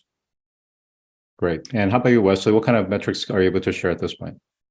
Yeah, so we are definitely not at the thousands of leads today yet. So the whole industry is growing about 30 to 40% per year over year, and the Inflation Reduction Act really give us a lot of tailwind. And we are working with a few big auto OEMs and battery manufacturer right now on designing a system to effectively recycle and reuse their batteries. And we are looking to get to a couple $1 million revenue end of next year, and that's kind of what we are targeting before our Series A. All right, I'm going to pass it back to David Nichols. I want to thank our panelists for a terrific conversation on industrial robotics, manufacturing, warehousing, and battery recycling. Please give them a round of applause. We now transition to our climate change and sustainability track.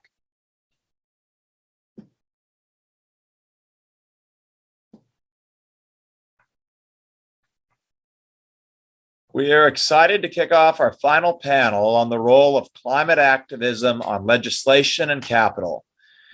Joining me on this panel are Scott Amyx, Managing Partner of Astor Perkins, Nick Engelfried, activist and author, and Ilana Cohen, youth climate activist and freelance climate journalist.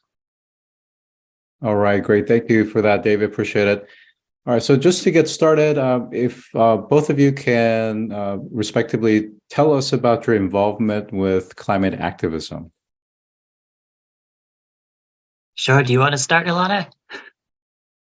Sure. Yeah. So my name's Ilana. I'm mostly a divestment activist. So I became involved in sort of activism for climate justice growing up in New York City and really seeing the effects of Hurricane Sandy from when I was 12. And eventually when I got to college, became very engaged in divestment activism because divestment seemed like this really powerful way of getting big institutions like my university, Harvard, to stand on the right side of history and against fossil fuel industry malfeasance, blocking a just energy transition. So over the last few years, I've sort of helped grow the divestment movement. We actually won our campaign for divestment at Harvard and then evolve that kind of campus-based organizing to a new level with the organization I now co-founded and help run, which is called Fossil Free Research, and is focused on dismantling research partnerships between academic institutions and the oil industry, and more broadly, getting academic institutions to cut ties to oil and gas majors. Great. And I've been involved in climate activism for quite a while, for about since the early 2000s. I was back when I was a college student, I was kind of part of the sort of the generation of youth climate activists before Ilana. And since then, I have stepped back from that role a bit. I'm more of as someone who writes about what others are doing now. As an author and journalist, I wrote this book, Movement Makers, How Young Activists Upended the Politics of Climate Change, that came out last year. And it was actually through that project that I ended up speaking with over 100 youth climate activists, folks like Ilana. That's how we first connected, I think. And have been, I guess I see now my role as sort of just documenting how youth climate activism and climate activism in general is mobilizing people, mobilizing resources in support of a transition to clean energy. Great. Thank you both for your introduction. And Ilana, I think I recently saw that you were recognized for your undergrad thesis that you wrote? So I finished it. I don't know if I haven't received any recognitions as of now. Maybe in the future, I hope. All right. I did just finish my thesis. It's on ethics of climate refugeehood. Fair enough. Well, I know that most of you probably have seen at least a summary of the most recent IPCC report that came out last month, I believe. The researchers gave their most urgent warning, indicating that we're just not making progress fast enough. How do you respond to that? So I think that the report is pretty sobering, honestly, because we're at this moment in time when, on the one hand, there's really exciting things going on. Like, we're in the US and many other countries, we're mobilizing resources for the clean energy transition on a scale that has never happened before. But this report from the IPCC is kind of a reminder that, like, we still have a lot of, it's going to take a lot to keep us within the bounds of what scientists say are anything like safe levels of climate change. In order to keep warming with under 1.5 degrees Celsius, we have to reduce global carbon emissions 43% by 2030. That's from the report. And that is a huge reduction in a relatively pretty short amount of time. So it's a reminder that while there are a lot of positive developments, we can't be complacent about this. We've really got to keep pushing the envelope if we're going to stay within the bounds of safety. Yeah, I mean, that was a great summary. I guess I'd just say, I think, what is both powerful but also frustrating about every report like this is that, the warnings get more urgent, but the main takeaways aren't new, which is that we simply need to massively ramp up the clean energy transition. And that largely means stopping the continued build out of fossil fuel projects, which is a reality that is really uncomfortable for a lot of oil and gas majors, for banks that finance those oil and gas majors, for governments that are heavily linked to these oil and gas majors, like particularly Western developed governments like the US. And so, really, I think continuing to push and advance concretely the messaging that, we cannot be investing in the kind of infrastructure that is going to lock in harrowing degrees of planetary warming is a baseline for any kind of impactful activism right now. And of course, when we think about the most recent Inflation Reduction Act, that certainly materially hyperscales and capitalizes renewable energy, EV transition, battery manufacturing, and recycling, to name a few. How can we think about climate activism in the context of almost a precursor to legislation that we are seeing and have seen in the last several years in EU and the US, and how that is translating into things like the Inflation Reduction Act? Sure, I'd be happy to speak to that. So the way I think about it is climate activism this is what shows our elected officials, folks in power, that climate is something that the public cares about, that the public is paying attention to. This is what gets that out into the public spotlight, shows that it is a priority for people. So if we think about, say, the last really 20 years, we've had kind of more and more people getting engaged in climate activism, in the climate movement. It started out pretty small, honestly. Around 2005 was when people kind of first started even using the word U.S. climate movement as a term that was kind of part of the popular lexicon.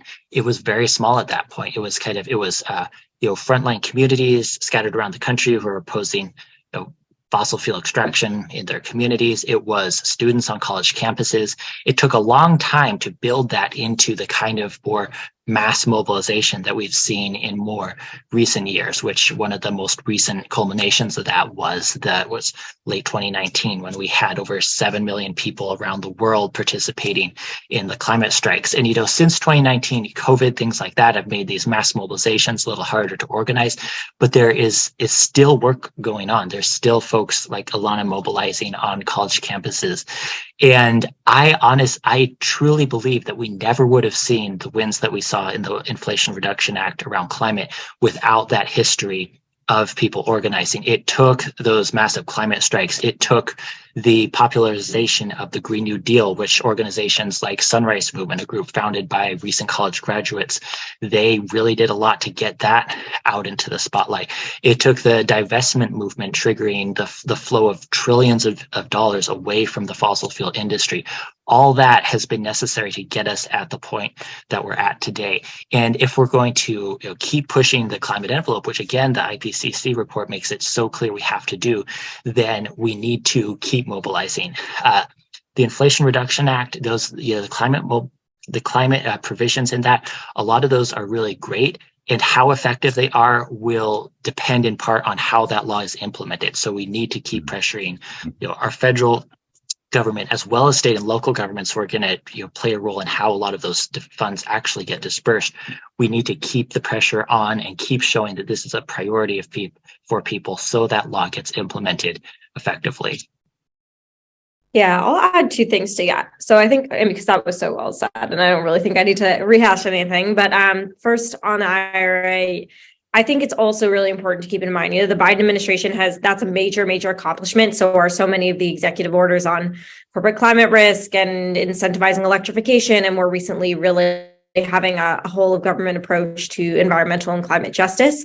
But at the same time, the Biden administration is also allowing for new oil and gas leases, new drilling. The Willow project is a really salient example of that. All of these projects are completely out of line with what is required to achieve a suitably rapid and socially just renewable energy transition. And so at the same time that we are celebrating what the IRA can do and ensuring that we are holding our lawmakers accountable for putting those funds to effective use, and also making sure those funds go to the grassroots organizations and communities on the front lines that are really making this transition a reality every day. We also need to be really using our voices, using every tool in the toolbox to be holding the administration and holding federal lawmakers as well as state lawmakers accountable for stopping projects that are simply going to negate, cancel out, counter, that are going to contradict ultimately what we're trying to achieve through the IRA. There is no energy transition without stopping continued fossil fuel build out. And so it doesn't really matter how much we pour into good things at the end of the day if we're still funding all the bad things that are going to really put our planet and people and our communities in jeopardy. And that's really important to keep in mind. I think the other thing, to Nick's point, is just to really emphasize that one of the ways that we create political conditions that are conducive to holding our lawmakers accountable and getting them to stop fossil fuel infrastructure build out is by employing tactics that go outside of conventional political channels and employing those every day. So not just looking at voting or mobilizing on elections, really taking on broader structural campaigns like the call for fossil fuel divestment. I think one of the most exciting ways in which the fossil fuel divestment movement has evolved that we're now seeing is that young people, and actually a lot of older folks, like folks with the Group Third Act, which was founded by environmentalist Bill McKibben, are starting to really hold the major banks and insurers, the financial institutions that are propping up the fossil fuel industry, allowing for the continuation of projects like Willow to persist. Banks like JP Morgan Chase, Citibank, Bank of America, several, I think Astor Perkins might have links to, but major financial institutions, I don't know if folks are here from today, are funding all of these projects and providing the backbone on which, oil and gas majors can continue to have a core business model that is absolutely lethal and absolutely contradictory to a global energy transition. So again, trying to find ways to hold all of our institutions accountable and understand that what happens at the policy level is oftentimes symptomatic of what is socially acceptable on a broader level and on a greater economic level is really important. And seeing those two things is fundamentally interlinked and knowing that we need to take action on all fronts. Politics, legislation, policies are one thing, but at the end of the day, it's about economics, and it's economics that's driving us. So how do we deal with the market forces of OPEC and really the supply that supply as well as the economic rent that is derived from oil and gas? I think that's a really great point. So we do, ultimately at the end of the day, a lot depends on where dollars are going, where is money flowing into. And so one of the things that the climate provisions in the IRA does is kind of help trigger that flow of capital into clean technologies, into clean energy. And I think, there's a lot of numbers that have been kind of thrown around out there about the IRA. A lot of times you'll hear this figure somewhere between kind of 370 or 390 billion dollars in federal investments in clean energy that the law is expected to trigger. And I think it's important to realize that those numbers are estimates. That's kind of the best guess that analysts who came up with those figures made based on kind of how much they are expecting various players will take advantage of the provisions of the IRA. Depending on what actually happens in real time, the amount of money, those figures could end up being somewhat less than that. They could also end up being a lot more than that. Credit Suisse just came out with their own analysis recently, where they're predicting that the actual federal investments from the IRA are going to be more along the lines of $800 billion. So that's over twice kind of those figures that we've heard a lot. And that is not counting the private sector investments that are expected to be triggered by these federal investments. When you get more federal dollars flowing into the clean energy sector, that increases interest from private investors. So according to that Credit Suisse analysis, we could be looking at somewhere around $1.7 trillion in public and private investments in clean energy because of the IRA. And so that's it's not the whole picture, but that's at least kind of a start, I think, on what we need in order to counter the influence of countries and groups of countries like OPEC, who are putting a lot of resources and have put a lot of resources into the fossil fuel industry. And that includes the United States too, of course. The United States has put huge amounts of resources into fossil fuels historically. So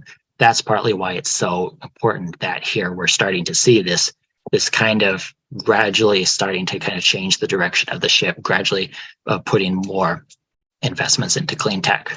That was so well said. I guess I'd just add this one point that from an advocacy perspective, it's also, I think, important to just keep emphasizing, making clear the reality that the renewable energy industry is seeing incredible growth. This is the future of where our investments are going to go. Many fossil fuel projects are simply going to become stranded assets the more that serious climate policies come into place. And that is a serious financial risk, not just for oil and gas majors, but for all of the institutions public and private that continue to invest in these companies. So taking the long-term view, I think in particular, and also recognizing the mountain of evidence that is really in favor of making climate smart investments. I think it was maybe 2 years ago that the BlackRock report talking about that found financial benefits from divestment came out, recognizing that even the sort of most mainstream and conservative financial institutions are being forced to shift because they understand what the reality is, and that our job of activists is just to make sure that we are accelerating the timeline on which that shift is happening, because it's way, way, way too slow. And that's in large part because of corporate capture of politics, and the economic power of the fossil fuel industry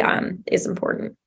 Earlier today, we had sessions on everything from battery recycling to methane detection from a satellite, for instance, and sustainability around agriculture using data that's research in space, for instance. So there's a lot of things that we're doing, and certainly we're hyper focused in making sure that we're intersecting sustainability, climate change with actual investments. So to that point of view, from an investor point of view, we certainly look at policies, legislation, the effects of even lobbying, but most investors aren't really thinking about the role of activism in capital formation and deployment. How should they be thinking about that? What a good question. So I think in terms of thinking about activism, there's sort of two answers. The first, I think it's increasingly clear for any company that is interested in young people as a demographic, increasingly just people, because of the growing climate consciousness of consumers, that they need to be thinking about the ways that they're actually aligning themselves with Paris Agreement goals and the energy transition. So I think sort of clear example of that is a lot of young people today are simply not going to bank at any of the world's 60 largest banks that have poured $5.5 trillion into fossil fuel companies since the Paris Agreement. We're just not. So for any company, again, that is looking at that growing base, or anyone that's making investments and trying to think about where people are moving their money, it's important to recognize that like consumer power is going to increasingly shift towards like ways of living that align with the energy transition.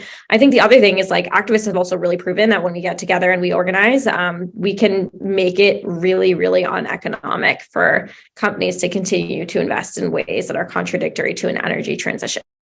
And so, like companies like Shell have cited fossil fuel divestment, for example, as a material risk to their business model. That is a true triumph for activists. Like it's not just the fact that we have achieved so much in terms of shifting public consciousness, but that we have actually posed a serious financial risk to these companies and helping like make it incredibly clear that certain investments at this point in time are simply reprehensible from a broader societal standpoint. That's the kind of work that we need to be continuing to do and push on, because the reality is that we're not on track to right now. The way these companies are operating, an energy transition is going to be incredibly difficult. Like the top oil and gas majors plan to spend over $100 million a day every day for the rest of this decade exploiting oil and gas fields that cannot be burned if we're going to limit planetary warming to 2 degrees, according to The Guardian. And like 2 degrees that's a lot. The safe limit is 1.5. And every 10th of a degree really involves catastrophic impacts, particularly for those who are least responsible and most vulnerable. Recently, I think in the last, let's say 2 to 3 years, many pensions and foundations and endowments have really, I would say, have recorded significant losses, wrote down losses from VC and PE allocation. And some pensions are facing the possibility of really being not able to meet their pension funding gap or their minimum pension liability, for instance. How should they be thinking about allocating capital into, let's say, new climate mitigation and adaptation projects via VCs and PE vehicles, despite the fact that they've lost so much already? So what I would say to that is, in any industry, there's going to be ups and downs, and especially in, new industries that are getting off the ground. So of course, there's going to be times, and depending on everything from what's happening with clean tech to kind of the price of oil that's affected by geopolitical forces, like there's going to be times with any investment that you make that it's not going to go quite how you want it in the short term. But if you look at the long term, kind of the big picture, I would say it's very clear what the future is, and it's not in fossil fuels. And I would say that whether you're a pension or a university or whoever you might be investing your money, if you are sinking that money into fossil fuels kind of based on what might be happening right now because the price of oil is high, then you are going to suffer in the long term. You're going to end up with stranded assets. That's kind of the term that is used a lot to describe this idea that if we are, successful on any level at reining in our consumption of fossil fuels, then investments in those industries are going to become stranded. They're going to become useless. And we've been talking a lot about the IRA. I think that's an example of the kind of law that kind of reinforces this message about where the future is going.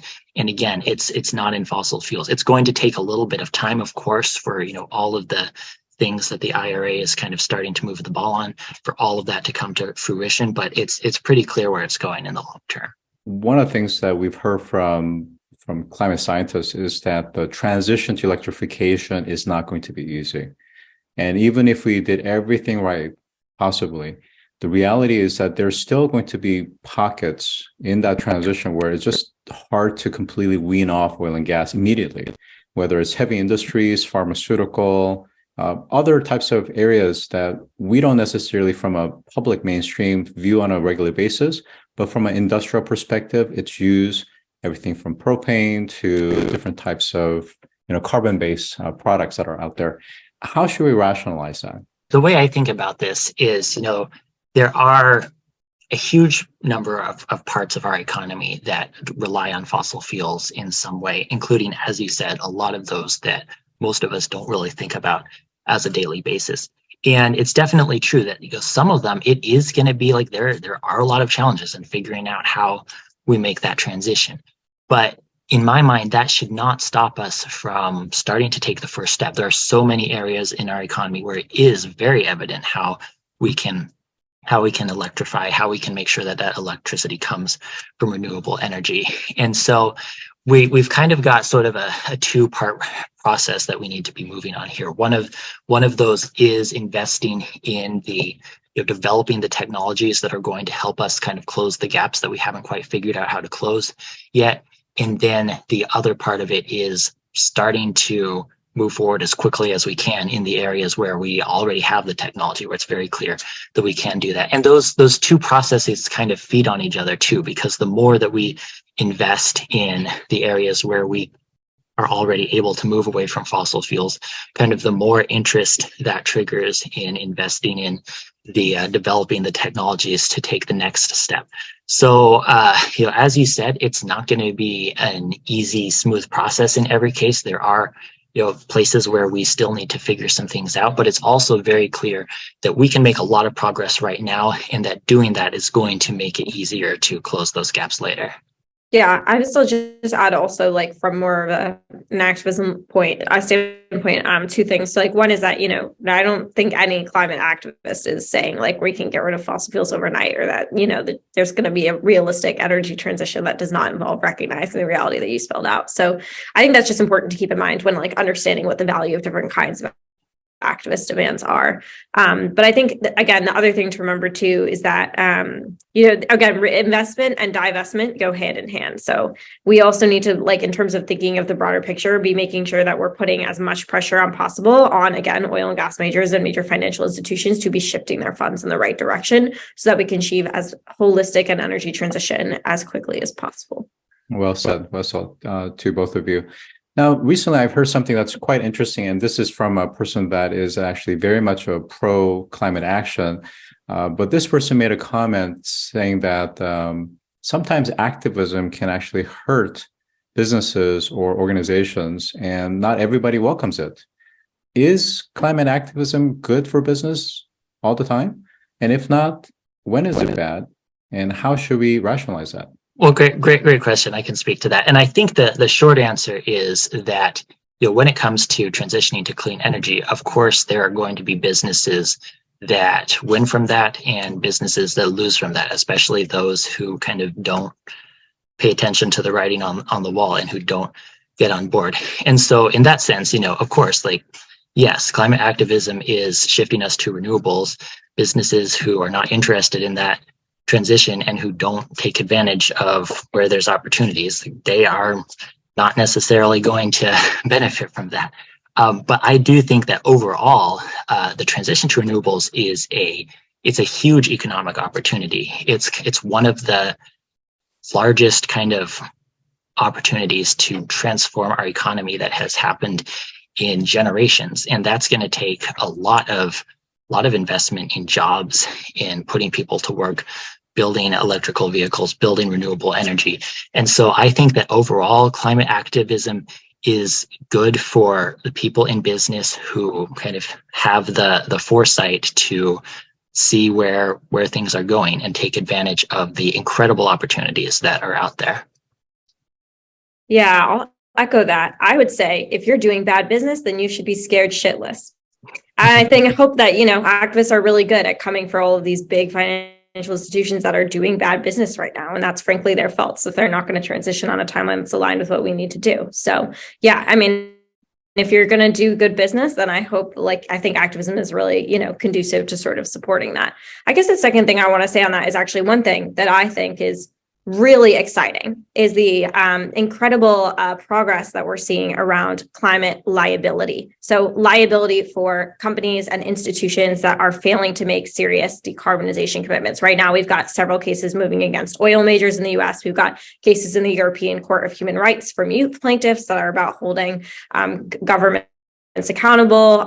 All of these kinds of increasing examples, also regulatory actions, ways in which companies are really going to start to feel legal as well as economic and social risk from making bad investments. And the same goes for governments. Like we saw a really cool, successful case from Client Earth in the UK, holding the UK government accountable for failing to have a sufficient net zero by 2050 decarbonization plan. I think the liability front is really something that any business should have in mind too as we go forward, particularly as we see, more of the implementation of executive orders that have already come into place, like the SEC adopting better rules around climate risk disclosure. Like the liability risk is only going to increase, and advocates are only going to get better and better at harnessing it. So that's a great segue to my last question, which is around what can we expect from future climate activism? You mentioned liability. What other areas can we expect? Yeah, I'll name a few things. So I think liability is a big one. I'll say again, bank divestment, really big issue. I think banks, insurers, all of the sort of financial players of the fossil fuel industry, this is the time to be really, really scared because doing something absolutely egregious. And then I'll say from a more personal standpoint, I'm really excited about the way that campus-based organizing is moving towards a more holistic view of how academic institutions lend material and reputational resources to oil and gas majors in ways that perpetuate their deadly core business model. So trying specifically to dismantle fossil fuel industry funding for climate research, which creates a systemic risk of bias. And we've sort of already seen, unfortunately, the ways that industry-funded climate research can produce really, really skewed results that go on to support really, really bad climate policy that is inimical to an energy transition. So really calling out those relationships and making sure that we have, the institutions that are meant to be producing future leaders, championing honest public knowledge of climate solutions, holding themselves accountable to the demands of climate science and climate justice. That's another really exciting and growing front for me. Great. And how about for you, Nick? Yes, well, that was very well said, Ilana. And you're really on the kind of cutting edge of boots on the ground, like activism. I would just say, kind of from my research, looking at like the last 20 years of climate activism and specifically youth climate activism, it's really hard to predict what's coming next because the movement is so innovative, is always kind of trying new things, just like similar to what we see with technology, like things are never standing still in the climate movement. There's always, when it stands still for too long, that's a problem. So things are always developing in new and exciting ways. And I don't know exactly what the next, say, 10 years of climate activism are going to look like. Ilana definitely hit on some really exciting things that are happening right now. But what I do know is that this issue is not going away. The effects of climate change are being felt more and more. More and more people are seeing the connection to their daily lives. And so, whatever form it takes, I know that, and I fully expect that we are going to see innovations in climate activism, approaches to climate activism that we probably haven't even imagined yet over the next 10 years. And that's what we need in order to continue pushing for this transition to renewable energy. All right. So with that, I'm going to pass the mic back to David. Thank you, Scott. I want to thank all our panelists for a terrific conversation on the role of climate activism on legislation and capital. So this concludes our Astor Perkins quarterly event for today. Thanks everyone online for joining. And don't forget to join our next quarterly Astor Perkins event in October 2023. We look forward to seeing you then. Have a great rest of your day. Bye for now.